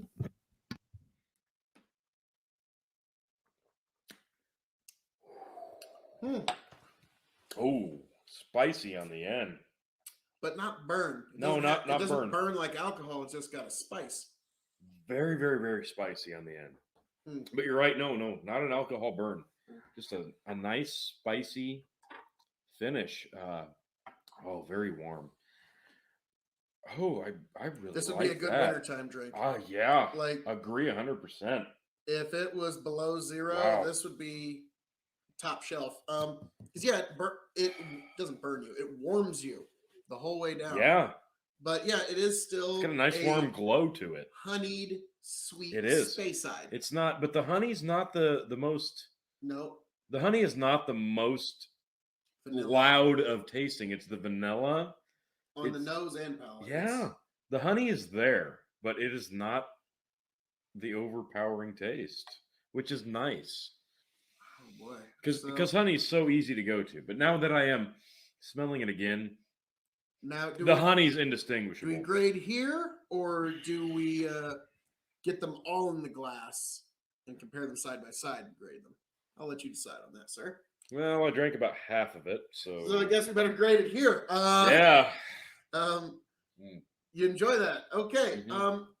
All right. As a single malt Scotch. As a single malt, I enjoy that a lot. I didn't know the 12 was going to be this Good. I'm going to give that a 3.75. I really like that. 3.75. Yeah, that's very, very nice. As a single malt, I'm going to agree with you on 3.75. It's an excellent single malt Really Scotch. good. I will put a bit aside though. As a Scotch, comparing it to all the other Scotches. The first the taste, blended and single malts, okay, and single grains. The first taste, I'll be honest, was a lot more overpowering than the second. You get familiar with it on the first taste, and then the second, you're okay, and you let it in, and you pretty much accept it, and it is marvelous. And I'll give that a 3.5 on a Scotch. I like that. I'm going to stick with 3.75 on the Scotch scale. Can't argue. This would be an excellent introductory. But there are some that you'd want to, me personally, Sure. as a lover of the Highlands, there's, Okay. Dalmore. That's just me. That's me. But this particular one, excellent, 3.75. I could not complain. No, this is marvelous. As a brown spirit. 3.25. 3.25. I would never even remotely consider cocktailing this or cooking with this, but this is one I could see maybe on ice on the rocks. Oh, yeah. You could definitely splash a little bit of water in there and open it up a bit, but I don't know. I like the initial flavor itself as it is raw. I don't know that I would consistently cut this and open it up because I like it as it is. Understandable, and also you can't see it on the camera, I don't think, but this whiskey's got marvelous legs. Yes. I disagree with on the cooking. I think this would actually lend itself quite well to that, but I understand. So I'm going to give it 3.5. That's where I'm going to land on with this. Okay. Just because I think, yes, it'd be good on the rocks. I know you don't agree with it, but I think it would be good as a cooking whiskey if you're going to make it your own variant of Gaelic steaks. It would. But okay, you're right. I would not cocktail it. It's got enough honey and vanilla flavors that you're right. It would work for that. You got to open up the checkbook to do your cooking with this to justify it. I'd much rather sit back and enjoy this. This is marvelous. I'm just judging strictly on flavor. I'm going to keep just a hint of this to just the for side. nosing Yes. Give me the that while you read. All right. The marvelousness that makes up this. The Balvenie 14-year Caribbean cask. The traditional crafts of malt whiskey making still flourish at the Balvenie Distillery. The Balvenie Distillery has been owned and managed by the same independent family company for 5 generations. The 5th rare craft is that of malt master. David Stewart, over 50 years of expertise, enables him to skillfully use different types of cask and different ages of spirits to craft the Balvenie range of single malts. Each expression has 2 distinctive tastes, but all share a rich, honeyed character.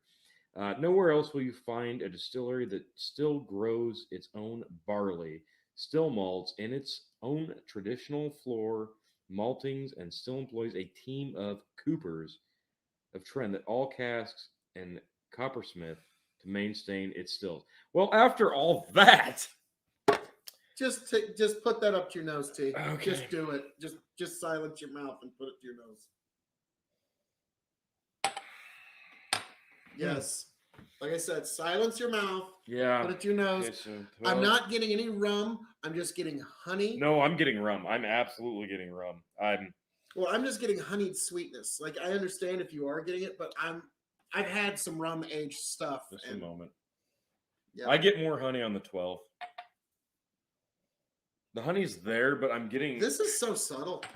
It is a much more subtle fragrance on the nose, but Just curious.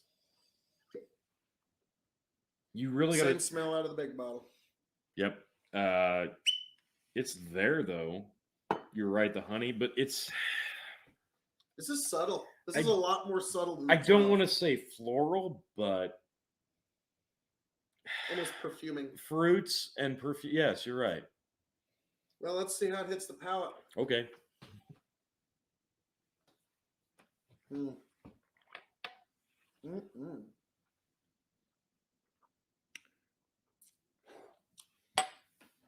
Well. A little hot on the finish, but Oh yeah. Not a spicy finish, but yeah, a floral hot finish. huh? That's unique. It is. That's a different. The beginning, the front, is almost indistinguishably soft. Like there's nothing there on the front. And then it's some spicy on the back. That snowballs. Yeah, that's a good way to describe it. It's a snowball whiskey. Yeah, that snowballs into a much richer flavor. Wow, but yeah, I can absolutely see why they say Caribbean cask, because there are there's an explosion of flavor there about 3/4 of the way through that really It ain't up front. sets itself apart, because that front taste is not overpowering. You get a nice Scotch flavor, like you said, the honey and the sweetness, subtle honey, and that was about all. and then it kind of blooms. Yes. So, as a single malt Scotch, what do you grade the 14-year Caribbean cask aged for Belveni? I got to tell you that a little bit of butter, Tony's honey. now got a bottle of Belveni 15-year age. It's pretty fucking I'm gonna good. go for it. Sherry cask. I really like this a lot. Okay. That's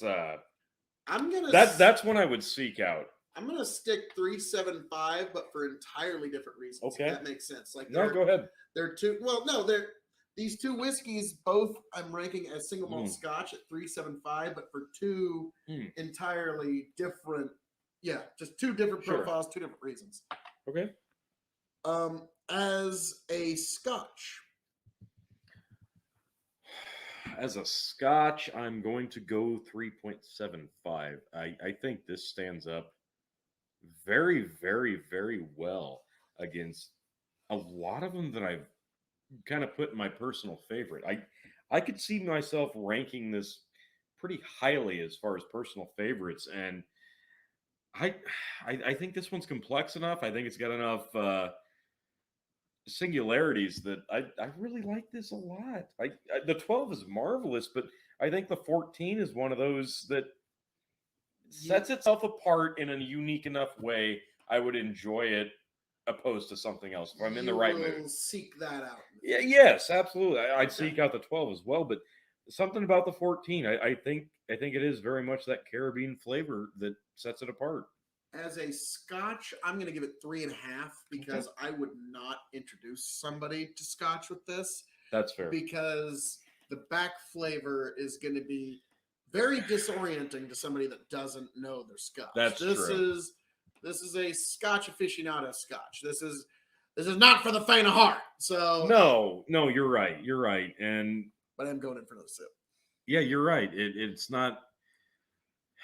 It's deep. You dig deep into this one, and it changes. And if you introduce somebody with this, they're going to expect a lot of different levels of the complexity, and it's not there for most Scotches like it is for this. That's very nice. which I appreciate a lot. Brown spirits. Brown spirit, I would not cocktail this. I would not cook with this. I agree. I would cut this with water. I actually take that back. I don't know that I would even bother cutting it with water. I would just plunk one single ice cube in this, and I think if this were cold, it may have a completely different palate. I bet you're right. I think so. I bet this one would be worth a second look. I think this is a second taste. At some point. I think this one's a second taste. Yep. Okay. So what do you rate it as a brown spirit? As a brown spirit, 3.5. 3.5? Yep. I'm going to agree with everything you said, probably a little more than you even said. So I'm going to give it 3.25 as a brown spirit because I would not cocktail it. There you go. Wouldn't cook with it because it's so specific. It's meant to be enjoyed as a drink. So yes. Now we actually didn't put shelving for the 12 or the 14. So controversy. Well, no, there's no controversy here for me. So far, this brand, the Balvenie, has completely met my expectations. I reserve my top shelf for only the finest of Irishes and the best Scotch. And I don't buy Scotch that I don't like. And this absolutely meets my requirements for a top shelving, both of them, the 12 and the 14. And I don't see a lot of discrepancy for the next installment. So I'll be honest with you. This is controversy here. Okay. The 14 and the 12 would be on my middle shelf. Well, okay. Full discrepancy. That's because you're so full up on the Dalmore on your top shelf. Yeah, my top shelf is pretty full of Dalmore. It is. Tony, would you please read this lovely, luscious deliciousness to the people right in the microphone? We dip into the Balvenie 17. This is what I got Tony for Christmas. Okay. Got a full fucking bottle waiting for him. He's going to shit a chicken. It's going to be awesome. Usually the age statement increases how much we enjoy it, but smell first and read. Just smell. Okay.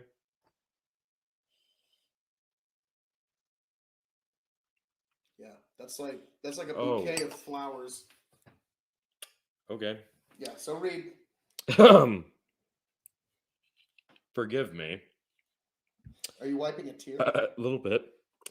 During maturation, the Balvenie Doublewood is transferred from a traditional whiskey oak cask to European oak sherry cask, thereby acquiring character from each.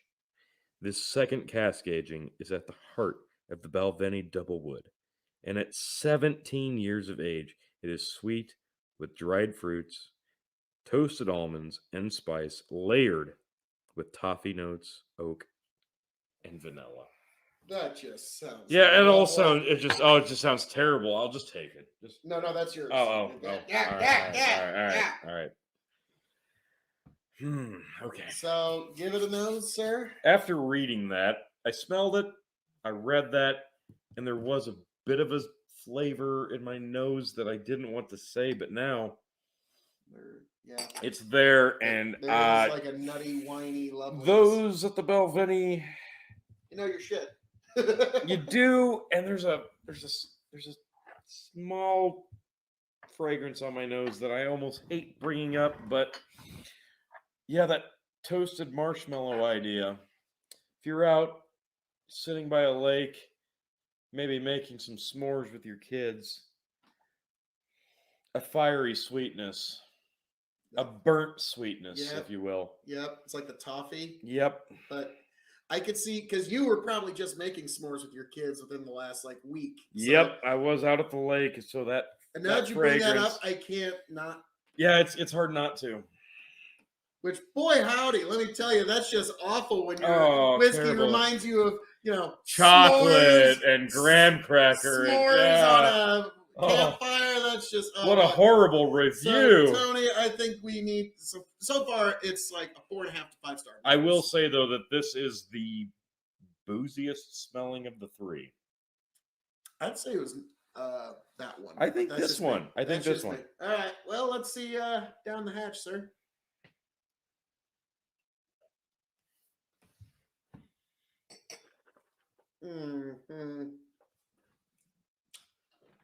What the fuck? Oh, What the fuck? well, Why? Why? Why is whiskey allowed to be that good? What? Okay, I'm glad. well, that's just marvelous. What? Hmm. Okay, I need to take another sip to make sure that. No, that wasn't I'll just take it for you. Not. So that's that. That's amazing. So 17 years is apparently really damn good. That double casking, wow. I'm a fan of that. Well, I'm a big fan of sherried malts, as you know. Yeah. This is one. And they pulled this off. This is amazing. This is Okay, so let me do this one more time and I'll just roll through it. Yes. I'll just roll through it. A bit of a boozy note, which not in a bad way by any means. Sweetness, the honey's way in the background. You get a bit of that wood, and then vanilla toffee. It's mellow. It rolls off your tongue. Butter. It settles. It's not even remotely spicy on the back end. It's not hot. It's not warm. so smooth. It settles on the back of your throat so smoothly that you will dive back in for another taste without even realizing that you're just drinking straight whiskey. I would not put this over the rocks. I would not put this with ice. I wouldn't cut it with water. I would probably slap somebody if they use this for cooking or mixing. No, that's perfect, neat. Yep. Never do anything different. Wow. Yeah, that one. Like, I'll be honest. Wow. You were really impressive. These two somewhat underwhelmed me. This one has blown me away. The That's 17 marvelous. blew me the fuck away. That's marvelous. So, okay. Wow. As a single malt scotch, how do you rate this? That's a 4. That is a 4, hands down. I'm going to disagree because this is a 4.25 as a single malt scotch. And you know I'm kind of tough to... You know what? Now, maybe it's because it's a sherry malt. You're right. I'll go there. You're right. 4.25. I was holding back. Yeah, I was holding back, but no, I can't. No, this deserves it. Yep. 4.25. Here's, as a scotch, introducing someone to scotch. I would never want to introduce somebody to scotch with this because this is a Scotch. boss battle of scotch. You want to achieve this. You want to work your way up the ladder of scotch to get to something like this. Yeah, if you start somebody out on scotch with this, you will absolutely ruin them. They will expect this level of craftsmanship with every scotch, and it just will not be there. That's outstanding. So where do you rate it as a scotch, sir? I want to say 4. 4.25. 4.25. I really like it. I can't go lower than that. 4.25. The problem with this scotch is if you introduce somebody to it, they won't be, I drink scotch. They will be a person that says, I drink Balvenie 17. Yeah, that's pretty much it. So that's why I'm going to agree with your score of 4.25. So this is a spectacular scotch. Brown Spirits, infamously hard to please Tony G in Brown Spirits. This is a tough one because a lot of complexities here, a lot of great flavors, a lot of great nosing. But if anybody did anything other than dump this in a glass a little at a time and enjoy it a little at a time, you're basically doing a disservice to yourself. It's true. I don't know why anybody would do more than a little bit of sip at a time to really enjoy that. and it would be a shame if they did anything otherwise. So I will give this a 3.75 on a brown spirit because I can see somebody going overboard with it. You're right. It needs to be maybe on the rocks. Maybe. Really, at best, a few drops of water. Mm-hmm. A few drops of cool water. That's really all it really needs. Yeah. Oh, that's beautiful. Yeah, this is one of those you can just drink straight. You would. I'm still gonna go 4. I know. I get it. I get it's it. amazing as you a could do scotch. And the other two, the 14 and the 12, are on my middle shelf. But this 17 is definitively top shelf, which it takes a lot, hands down, to break into my top shelf. And there's only 2 bottles of Speyside that make it to my top shelf. And I think that now there's 3. That alone says enough because the 14, the 12, I would definitely probably put up there, but the 14 has been on my top shelf without even trying it. It's going right back up there. The 12 would definitely go up there. The 17, that's ridiculous. That's insanely good. I can't say enough good about that. And if you're standing, let me just put it to you this way, folks. If you are walking the aisles of your local liquor store trying to find a scotch that would speak to a large group of people. Smell the first one now. It's so much more pronounced. See what I mean? The 14's almost non-existent. Yeah, the 14 is very thin in its smell. The 17, so the 12 is probably the most aromatic. Yes. So that's interesting. It is. But again, if you are wandering the aisles of your local liquor store and you're looking for a bottle of scotch to enjoy amongst a special group of people who don't like peat and they have a very distinguished taste, I honestly, I'm thinking Balvenie 17 is probably one of the better choices you could make. I would highly recommend that. There's many others that I would recommend, but out of this particular line, the 17 would be that go-to. Yeah. 17 is amazing. Balvenie, well done, everybody at the distillery of Balvenie. A fine Speyside. Wow. You even made a believer out of this Highland lover here, so that's something quite impressive. And Tony, as I'm going to say that. Go ahead. All that being said, this has been our review of the Balvenie Single Malt Scotch Line Speysides. I am the devilishly handsome outlaw himself, your king of extreme, Phil K.O.E., signing off and handing it off to my indomitable broadcast partner in inebriation, Tony fucking G. Like, share, subscribe. Big Bucket Entertainment. Phil Hey there, K.O.E., Patty K.O.E. B. Nation God bless. Thanks on for being YouTube. here. Revolutionary Wrestling Podcast, the Dog and Chicken Show. We're everywhere, folks. But specifically, you want the high quality input on your high dollar spirits, and let's face it, even some of the less high dollar, you stay right here. You stay right here because we got a lot of great content coming up for you. Thank you much, T. And folks, please stick around. There's a lot more to come.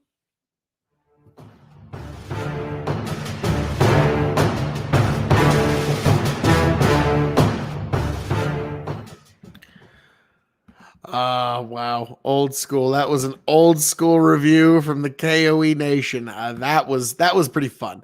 But hey there. God bless Patty P. Welcome, Patty P. Welcome. Hello from Roma. Ciao de Roma. Nebraska, USA. God bless. Glad to see you here. We're just having a good old time here at the K.O.E. Nation. We're just having a good time, just looking over some old reviews. And There we go. That's the one I'm after there, folks, because we just reviewed the Balvenie 12, 14, and 17, which, that's what I got my buddy Tony for Christmas. But, Patty Pete, God bless you. Thank you for being here. I love all of the KOE Nation. So there's, before I get to my closing statements, there's really just one more Balvenie we need to get to, folks. So with all that, we need to get to this particular review of the Balvenie. Patty, God bless. Thanks for being here. Welcome, one and all, to the KOE Nation for another premium spirits review. I am your King of Extreme, Phil KOE, here to review another excellent single malt Scotch whiskey, and I am joined by the elated, excited, overjoyed, The giddy Tony fucking G. Like, share, subscribe. The Balvenie, one of your favorite distilleries. Yes. This is one that's really captured your imagination. Yeah. Their 14-year Caribbean cask is actually, believe it or not, pretty close to as good in quality as the Glenfiddich 21. It's not quite there, obviously. The age statement of the Glenfiddich is much grander, but the craftsmanship of the Balvenie, everybody loves this stuff. Very revered. A little harder to get into this bottle. It fought me the whole way. And I love the 15-year age statement on almost all whiskeys. In a weird way, it makes me look forward to it. I have yet to come across a 15-year that I don't like. And this is a sherry cask, and it's a Scotch. This is everything I like bundled into one. I liked most of the things you just said there. Yeah. Balvenie, I'll be honest, it's captured Tony's imagination much more than it's captured mine. The 14 was excellent. But again, when you're comparing, like you just said, what you were comparing it to, the Glenfiddich 21. Like, if you've had it, it's like, it's a fine whiskey, but the Glenfiddich 21 is in a class all its own. But the Balvenie is just, it's one that's really captured Tony's imagination in particular. I'm not quite sure why, but I think we're going to change your mind here. We will see. I'm about to get my first nose of Balvenie's 15-year sherry cask. I'll let you get into the reading while I get into the whiskey. This is a 47.8 ABV. The cask notes, the single malt has been matured exclusively in a European oak sherry butt for at least 15 years. Oh, so this is only sherry. Mm-hmm. Our malt master carefully samples the aged whiskey, cask by cask. He will select only single malt, characterized by dried fruit sweetness, rich oak and spice, to be bottled as Balvenie single barrel sherry cask. The craft of whiskey making and the alchemy of cask, spirit, and time are embodied perfectly by the Balvenie single barrel. Each cask tells you its own story, and it yields is by nature one of a kind. This bottle is one of no more than 800 drawn from a single cask. And then they do have this kind of interesting description diagram of the cask itself, showing the rivets, the hoops, the quarter hoop. It's actually kind of it makes it stand out a lot more on the shelf. Now, I've actually seen it on Whiskey Tribe. They got some bourbon barrels from a distillery, and they took the hoops off, and there's literally nothing holding it together. It's just raisins and loveliness, isn't it? And the cask making is an art all its own, because there is no bonding agent holding these staves together. It is just getting them at the right angle, putting them together, and then getting these hoops together. Because the minute they cut these hoops off, the whole cask just fell apart. So the cask making, regardless of whether you're making sherry casks or bourbon casks or Scotch casks of any kind, that is an art in and of itself. Yeah, it's restriction, gravity, and just restricted energy. I haven't had it, but this is all just raisins. Oh my god! And fruity loveliness. I'm not really getting a heavy chocolate, maybe a slight toffee. I was going to say it's not chocolate, but there is a candy there for sure. Like we just had the Dominion a little while ago, and that's heavy chocolate sherry.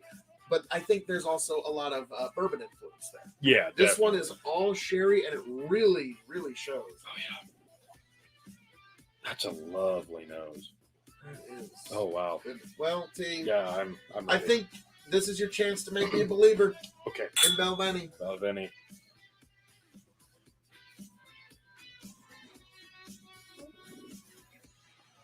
Oh, so light. Oh, wow. Oh. Oh, wow. Ends with a bit of spice there. Heavy sherry, spicy finish. Oh, love that finish. I'm Wow. about to say that. I bet that's right up your alley there, team. Wow. Oh, But, wow. Oh, that's more. There's almost a touch of smoke. Almost. I could see what you're saying. There's, Maybe not smoke, but I'm going to say it's more like a peppery allspice. yeah. Like, I could be wrong there, but which is shocking to me that they were able to get this much spice out of only sherry. Oh, wow. But that raisins on the nose really is there on the palate on the front end. And the spice doesn't hit you again until you let the oxygen Right. hit your mouth. No, this is a very comparable nose to palate, which you don't get all the time out of Scotch. Which it's sometimes when it does happen, you get the nose to palate combination, and it syncs up. It's kind of nice because this is you know what you're getting from Yeah, your this nose is, to your palate. I can't say I'm disagreeing with this too much. It's just the nose did not prepare me for the spice. Now, I'm guessing, T, I know your palate. This is right up your alley. You're more than a little happy. Oh yeah, no, I'm loving this. This is marvelous. I love sherry casking and Scotch, and this is beautiful. And the fact that it's got that spice kick at the end Yeah. really probably. Now, to me, I could do without. It's not a big deal for me, but this is some good stuff. I gotta say, out of what I had had from Balvenie, other than their 17 double wood, which was actually a That's I amazing. think it would be fair to say that Balvenie's kind of like Maker's Mark for me, where if you get past their base offerings, anything beyond that really is good stuff that's worth your while. Now, we're going to grade this on a few 5-star scales, as we are known to do here at the K.O.E. Nation. As a single malt scotch, as a whiskey, then it's shelving, and then the secret fifth question. So, Tony, as a single malt scotch on a 5-star scale, the Balvenie 15-year-old sherry cask edition. I'm gonna go 4. 4 stars. Yeah, I think that's fair. It's so direct on what it is, what you're getting, the nose, the palate, the age statement, the description of how they crafted this. You know what you're getting. When you get it, you're not even a little bit disappointed. This is great. Cinnamon and pepper.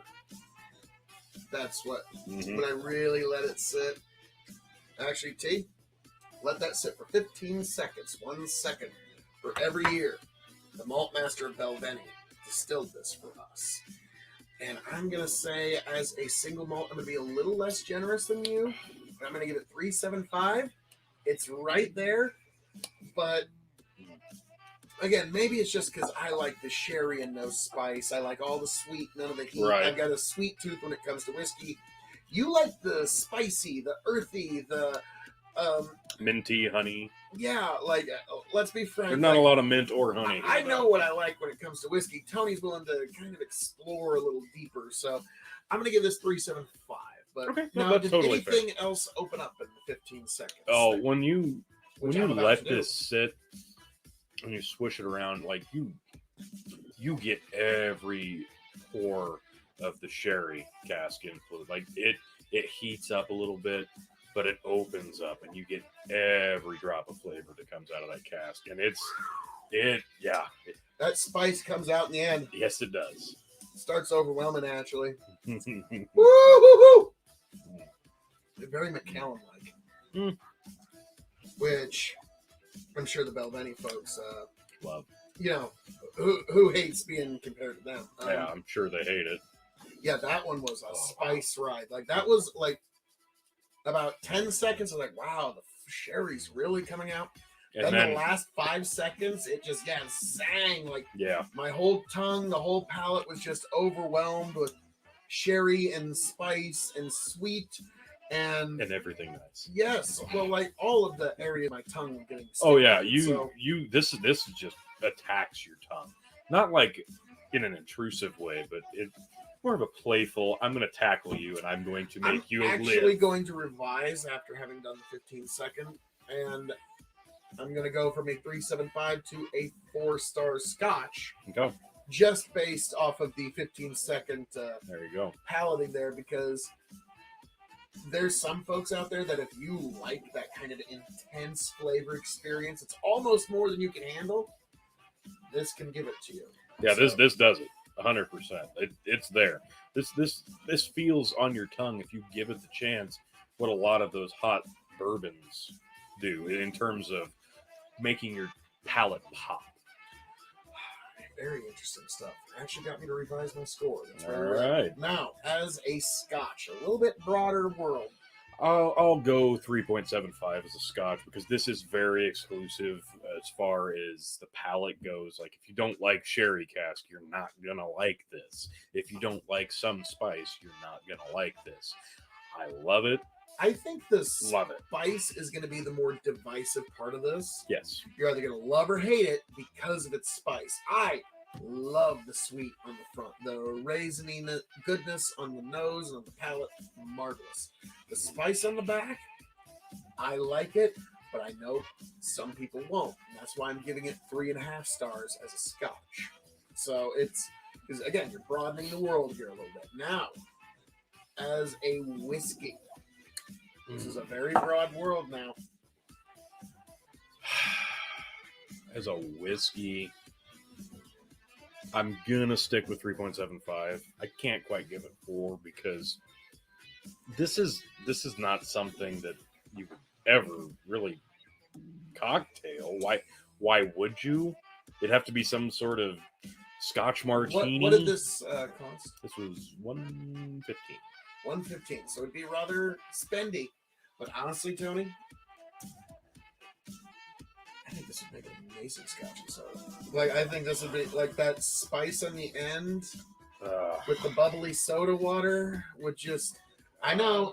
You to you would be a waste. I think, But for to me, it would be like, oh, if you were gonna like try to make the most quintessential over the top Scotch and soda. for me, this would be more of a. This would be But really. that's also why I'm giving it 3.75 is because I think it would be. So I'm agreeing with your score there, but I'm being a little more generous to my estimation because this would make such a good Scotch. And soda. I think this would be great on the ice. On the rocks. Yeah, on the rocks. I wonder if it would cut the sweet or the heat. I'm curious. I'm guessing it would cut the sweet. I think the spice would still be there. Yep. So you'd probably love on the rocks then. That'd be good. Sweet whiskeys can come and go for Tony, but oh boy. Now, in terms of shelving, Oh, this is a top shelf for me. I love it. I like the distillery. I like the age statement, and it's a sherry cask. This is great. to me it'd be top to middle. I like it, but like I said, I am not nearly as enamored with this distillery as Tony is. It has to prove itself to me. It's already proven itself to Tony, and this was one where it got a lot closer to doing so. Now again, it's 17-year, amazing stuff. If you can find a bottle of it 17, goodness gracious. Oh, if you see do the it. sampler pack, pick up the sampler pack. That was amazing. That's what actually kind of got me into the Belvani distillery. Was hey, check out this sampler pack. Yep. And somebody just gifted you a bottle of The 14, 14, and so Yeah. we've been exploring it ever since. So here is the secret fifth question, folks. Tony, $120. When this bottle runs empty, will you replace it and seek another one? I'm tempted to say yes, but I also do want to go up and down the rest of their line just because we've only done the 12, the 14, and the 17, and now the 15. There's a few other expressions that they make that are very different from this. So they've got a bit of a wide range of flavors that I'd also want to try as well. For me personally, it's going to be rather hard for you to hear this, but my answer would be no. I would not seek out a bottle of this because I know that my indomitable broadcast partner over here will usually probably have one in stock or something along that line. So I'm going to say an excellent Scotch whiskey and one that I think is right up your alley. Like, this would be a great gift. I could see this as a great gift whiskey, but other than that, folks, as I'm going to say around here, all that being said, this has been our review of the Balvenie 15-year single malt Scotch. I am the devilishly handsome outlaw himself, your king of extreme, Lord Phil, signing off and handing it off to my indomitable broadcast partner, the one, the only, The Blend Master, Tony G. Like, share, subscribe.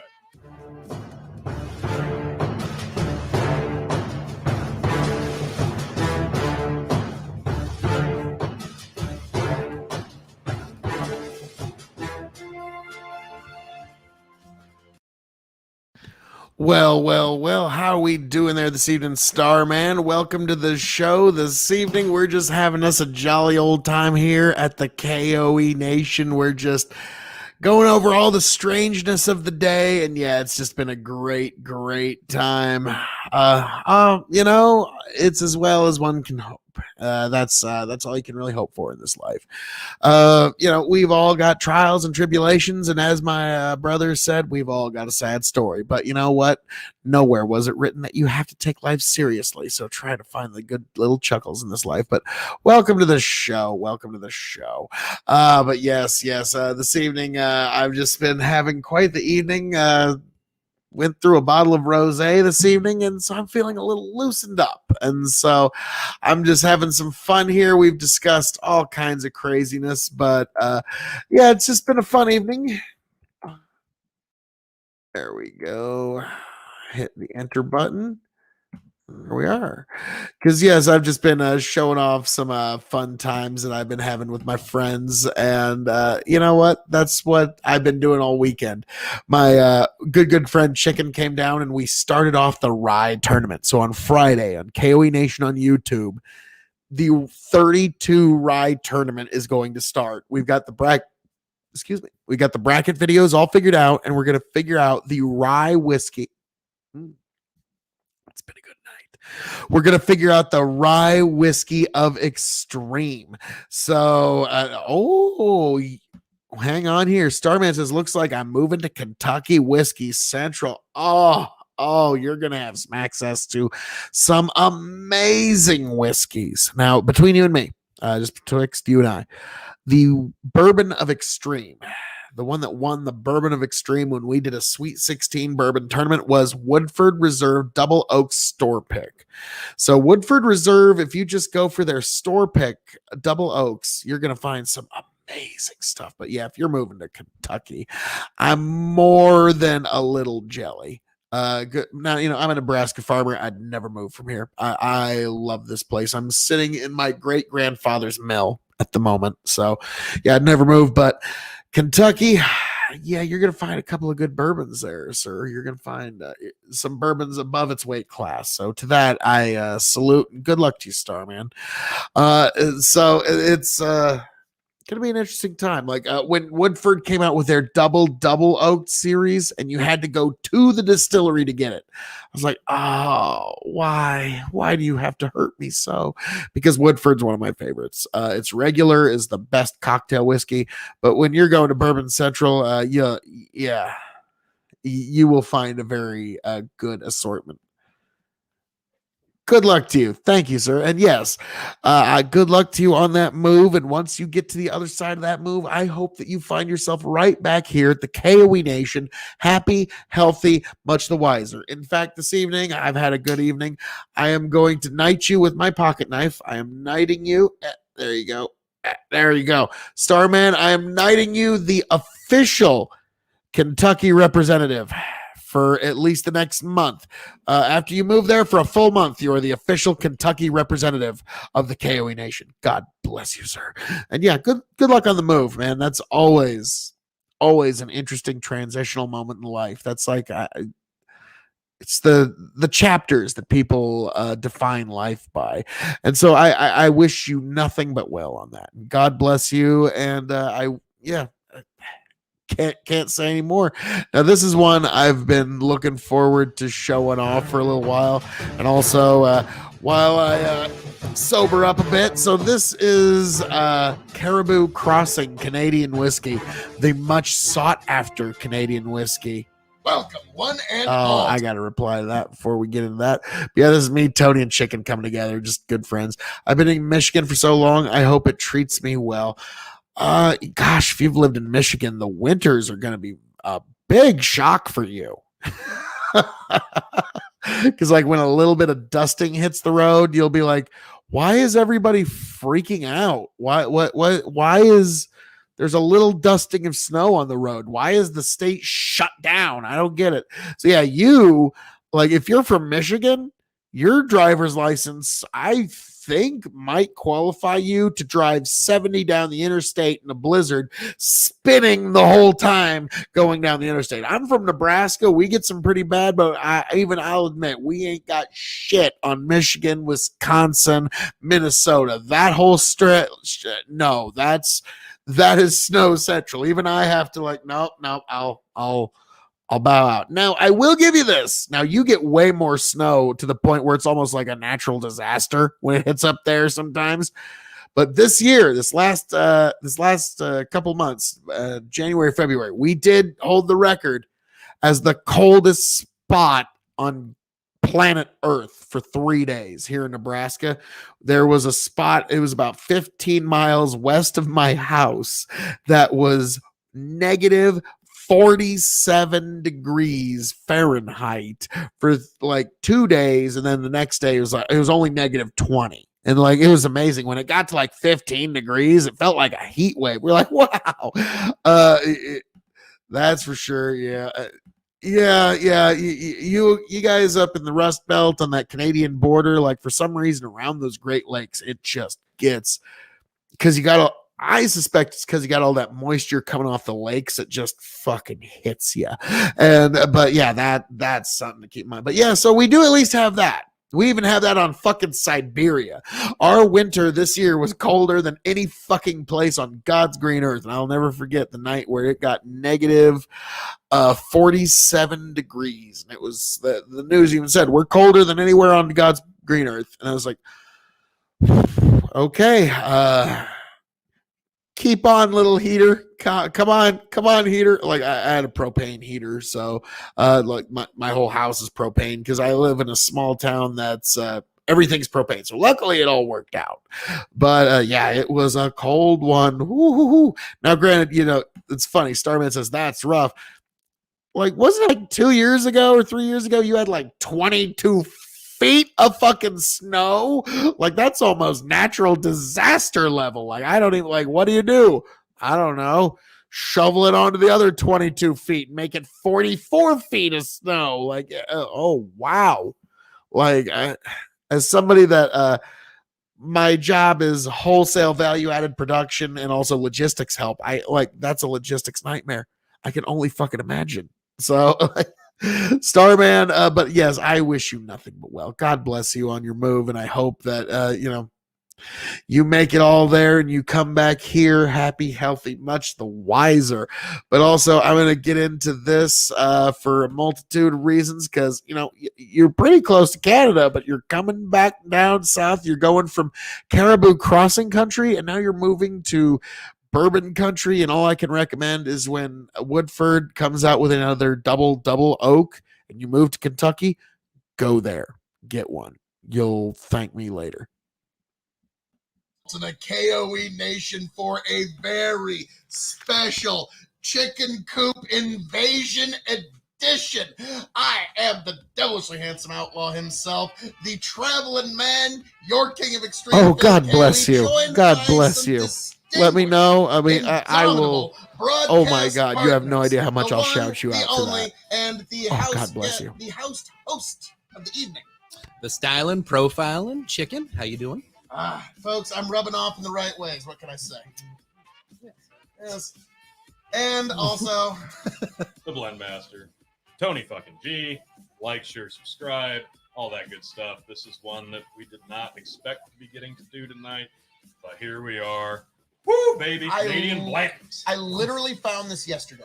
Like, just stumbled on it, and I was like, "Yeah, we're doing this." Caribou Crossing single barrel Canadian whiskey. One of the few that I've ever really come across here too. Yes, let's get this bad boy out. It's packaged pretty tightly. It seems to be presents well. It seems to be reminiscent.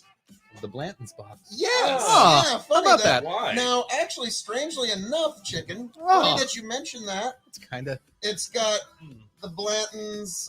Well, this is a caribou, not a. A lot of people call it elk, but it's a.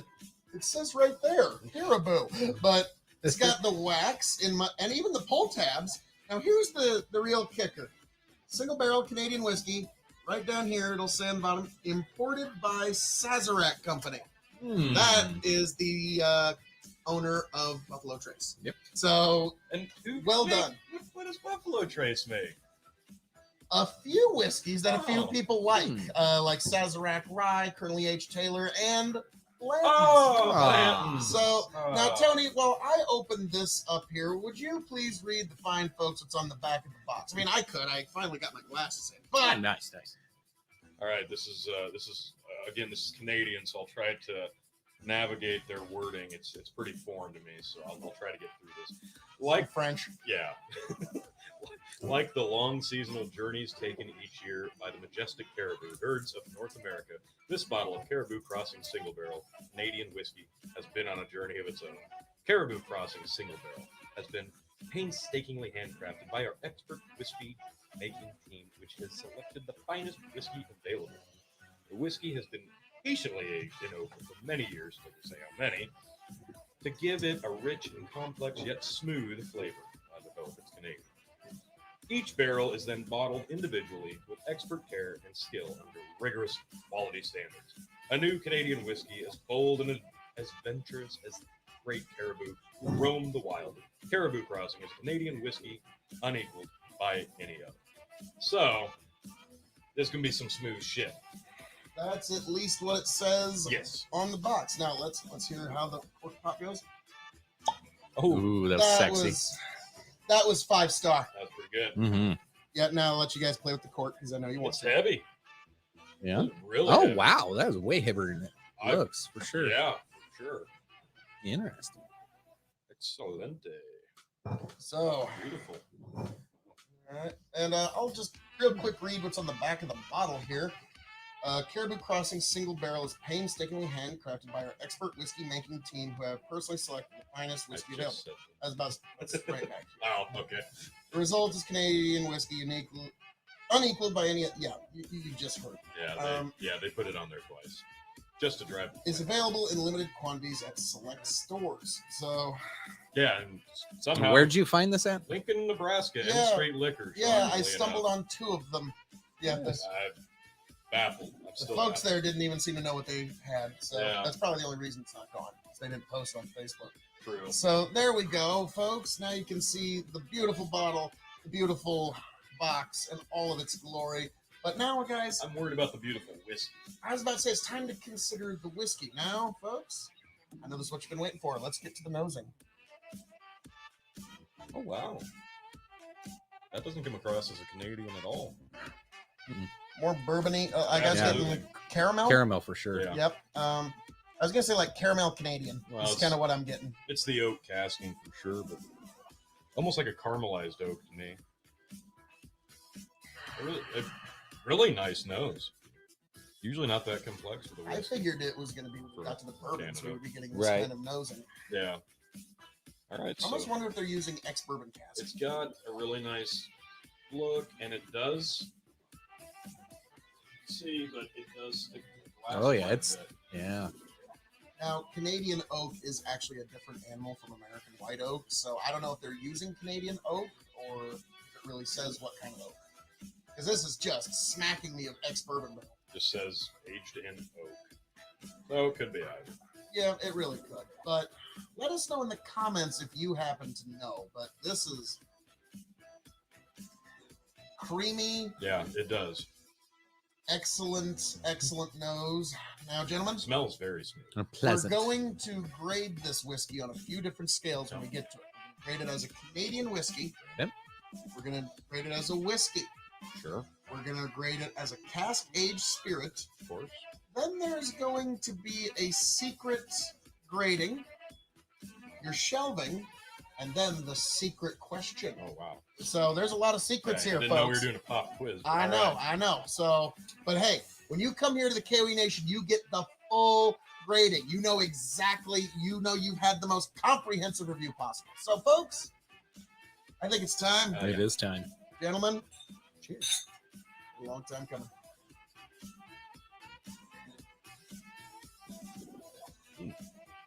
Crisp. Very light. A lot more Canadian. That comes through, but Like a caramel and like almost like a soda.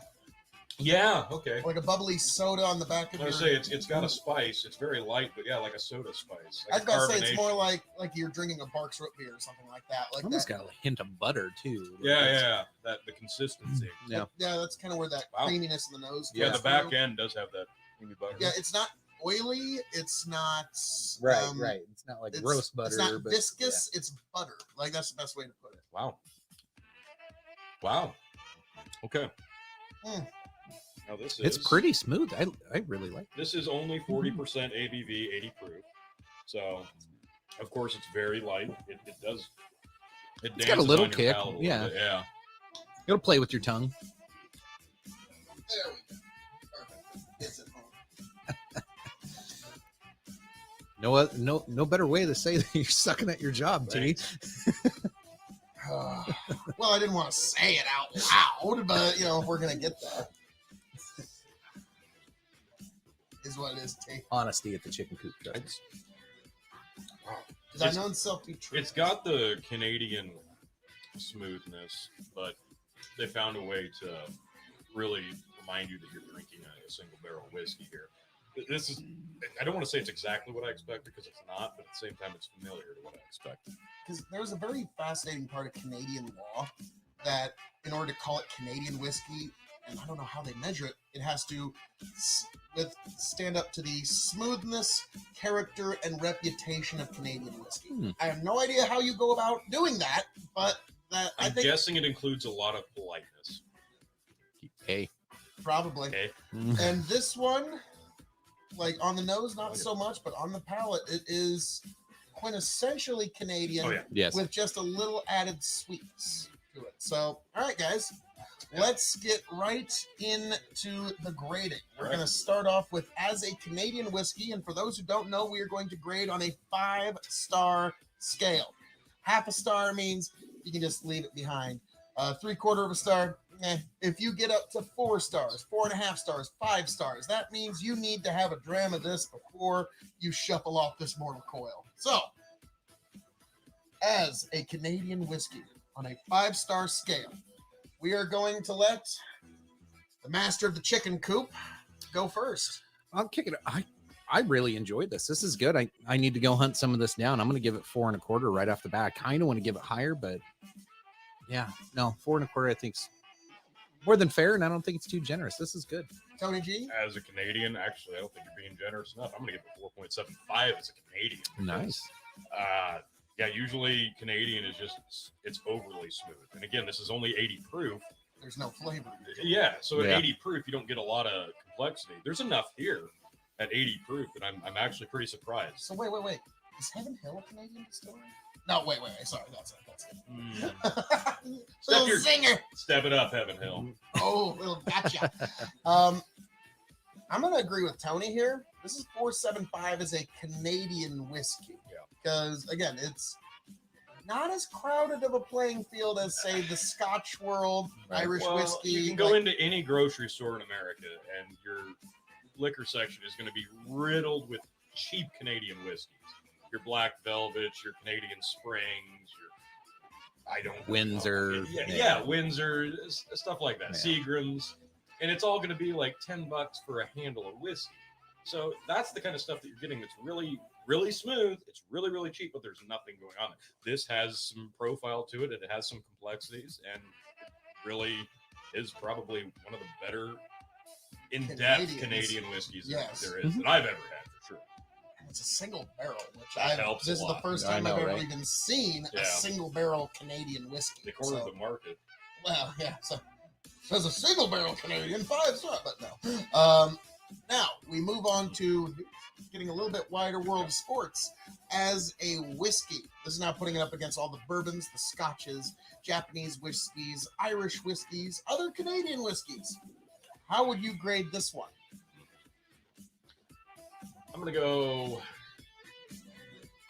3 1/4 because it's only 80 proof and it's very familiar. The profile is familiar. It's sweet.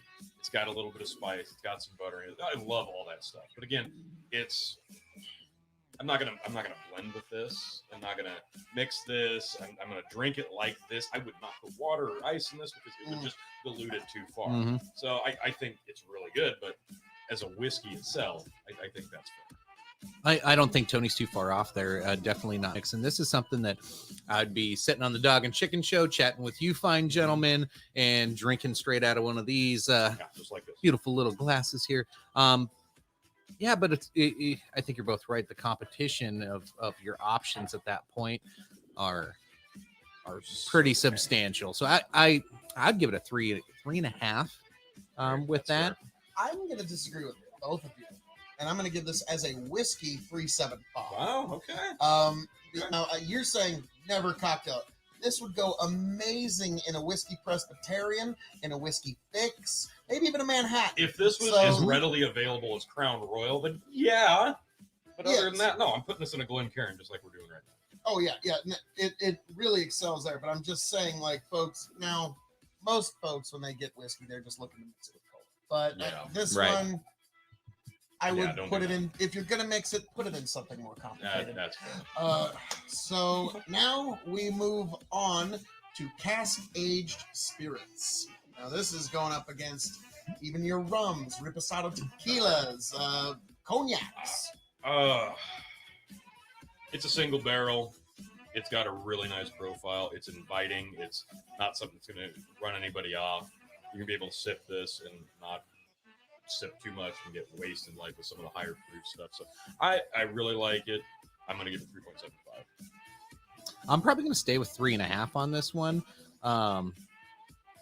For as much as you have to chase this down, if it's that rare, and then what you get, kind of, I don't know. I could see that. Maybe if they had a cask strength version of this to go alongside it. I don't know if that's something. Maybe also keep in mind, this did cost me $15. So the price isn't that bad. So I even out. I'll stick with 3.5, and that might be a little on the low end. Oh, but that's fair. Well, not as low as I'm going to go. Oh. As a cask-aged spirit, it's single barrel. It's excellent stuff, but that's a very wide world of sports. I'm going to give that 3 stars as a cask-aged. Okay. Now, as the secret grading scale, on a 5-star scale, as a marketing gimmick, how do you grade Caribou Crossing? 5.5. I can't begrudge a single sentence he said there. As soon as I saw it online, I had to have it, and here it is. And yeah, 5.5. So I'll go 4.5. Because especially for your, a lot of people are Crown Royal Canadian whiskey drinkers already, and then when you start talking something like this, it's a unicorn out there, and then you happen to see it. If now that you've watched this video, you hear some of these reviews, if you see this in a store, you're going to be like, shit, I got to get that. Yeah. I mean, in terms, like I said, my Canadian whiskey, I gave it 4.75. Just as cask age, there's a lot of stuff out there, but this still is better than half of it. Yeah. So that's the way I'd put that.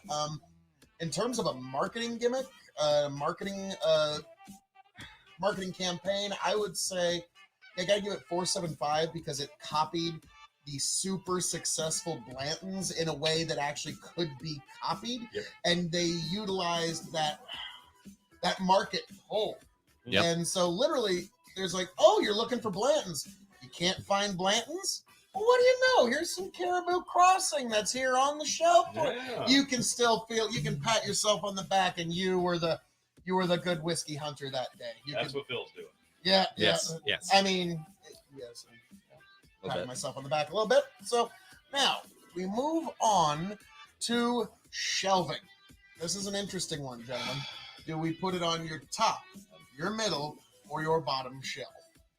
For me, I rearranged my shelf again to go back to Scotch, Irish, and bourbon and rye because some of them I'm like, how could I justify putting this on the middle? I can't. But at the same time, can this go on? So I'm kind of back to a arrangement of what goes together, and I don't exactly have a Canadian shelf, but for me, if I was just talking top, middle, bottom, it's easily a middle shelf. Now, if you want to impress people with your array of just various whiskeys, this is a Canadian that you could easily put on the top shelf. So in between there, middle for sure. Don't totally disagree. I don't know if I'd put it on top. Maybe I would, maybe I wouldn't. It depends on what else I have. Exactly. But I don't know. I think if it were today, I bought it, it'd be on my top shelf. There you go. You know, that is the thing is maybe in terms of whiskey, it's definitely a top to middle shelf. But in terms of its conversation piece and The aesthetics. as The an cool lid impress your cap, guest yes. whiskey, it's kind of 5 stars. So that's why. That's when somebody walks in and goes, "Oh, Yeah, where'd you find what- that?" What is? What? And even if they don't know whiskey, it's like, what is that? Yeah. They want to know. So I'm gonna give this one a begrudging top shelf because it is. If you're talking outside of bourbon or Scotch, this would be a special occasion impress your guests. Yeah, 100%. So that was shelving, and now the secret question, folks. Those who are new to the show, there's a secret question, and you had to wait all the way until now to get there.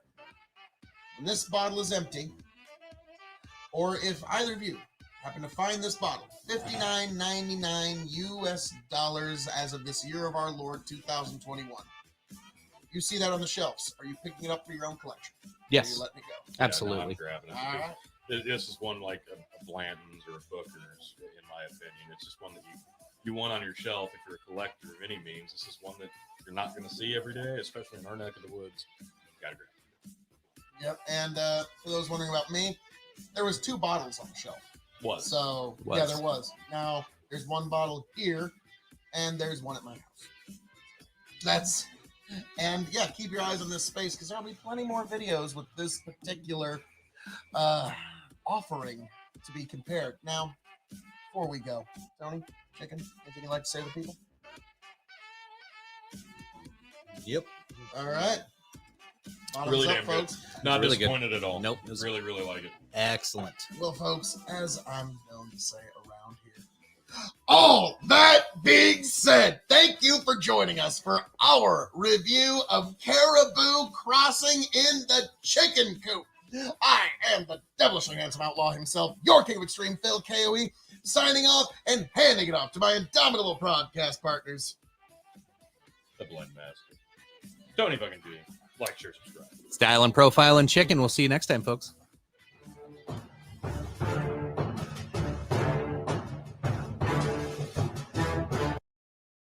Excellent stuff. So, you know what, folks? We have actually passed a unique barrier. This is the longest live stream I've ever done now. We've officially passed 4 hours, and folks, thank you for being here. Starman, Quibbles, Dad's Worldwide, and also Swamp Fox, super fan of the night. Girly Bear! Girly Bear, how you doing? Welcome. How you all been, you fucking beautiful people? And yes, Starman, thank you. So this has officially been the longest one. But yeah, hey, how you been, Girly Bear? Good to see you. Yeah, I just been having some fun here out in the mill. Got my flag as always. It's not quite as big as the one at my house, but hey, what are you gonna do? But folks, I'm probably gonna head home and have myself a good warm meal. But you know what? As I'm known to say around here, all that being said, thank you all for joining us. Girly Bear, thank you so much for getting here. Thank you. I mean, you got in on the tail end, but God bless nonetheless. We love you, Girly Bear. Thank you. All of you beautiful people out there, thank you for being here. Thank you for joining us here at the KOE Nation. Raise a glass to yourself of whatever you're having. As you can see, I have enjoyed all my libations, and I'm just trying to get to a more even keel before I go home. And so, folks, all of you beautiful people, thank you for being here. Thank you for joining us. And this has been a marvelous evening, and there's so much more to cover. The next time I am on, I'm going to be going into a deep dive omnibus into not only, it's going to be Ruby Ridge, Waco, and the Oklahoma City bombing. We're going to have a deep dive omnibus into all three, and it's going to be a fascinating topic, folks. It's going to have Tony, it's going to have Chicken, it's going to have Your Cave Extreme, and we're going to be breaking it down, and that's going to be quite the episode, all of you folks. And then we're going to go a lot deeper from there, folks. Don't you dare think that this is going to be just a little bit, folks. This is the king of extreme. This is the KOE Nation, and all of you beautiful people. Girly Bear says, thank you, Phil. Enjoy the rest of your night. See you next time. Thank you, Girly Bear. God bless you, too. And, folks, God bless every last one of you, the denizens of the KOE Nation, the most erudite, beautiful, big-brain, intelligent, gorgeous, handsome, just generally all around awesome people, and the greatest fandom and the greatest audience in all God's creation here at the KOE Nation. I am your King of Extreme, Phil KOE, the man of the hour, the man with the power, the man that makes the other podcast power, the man that makes the other podcast cower. My goodness. And the Lord of the Scottish Highlands, the Prince and Potentate of the political parlance, and one damn handsome man, if I do say so myself. Folks, thank you for being here. KOE Nation, YouTube and Twitch. Be sure to subscribe, follow. I love all of you people. Christian, how you doing? Thank you for coming here. I was just in the process of signing out, but God bless you, Christian. Thank you for being here. I love all of you beautiful people. And yes, KOE Nation on YouTube and Twitch. Big Buckin' Empire on YouTube, Facebook, and Twitch. It's actually Big Bucket Entertainment on Twitch. And also check out Revolutionary Wrestling Podcast on YouTube, Facebook, or YouTube, Spotify, and Twitch. It's RevRest Pod on Twitch. God bless every last one of you beautiful people. I will be seeing you very shortly. Keep your eyes on this space. Be sure to like, share, subscribe, KOE Nation on YouTube, so you can keep up with all this stuff and you can be on the cutting edge. Is that really what you want to do? Every minute you don't, you're leaving intellectual money on the table, folks. Come on now. You know it's the right thing to do, but you know what, folks? God bless, and I'll catch you on the flip.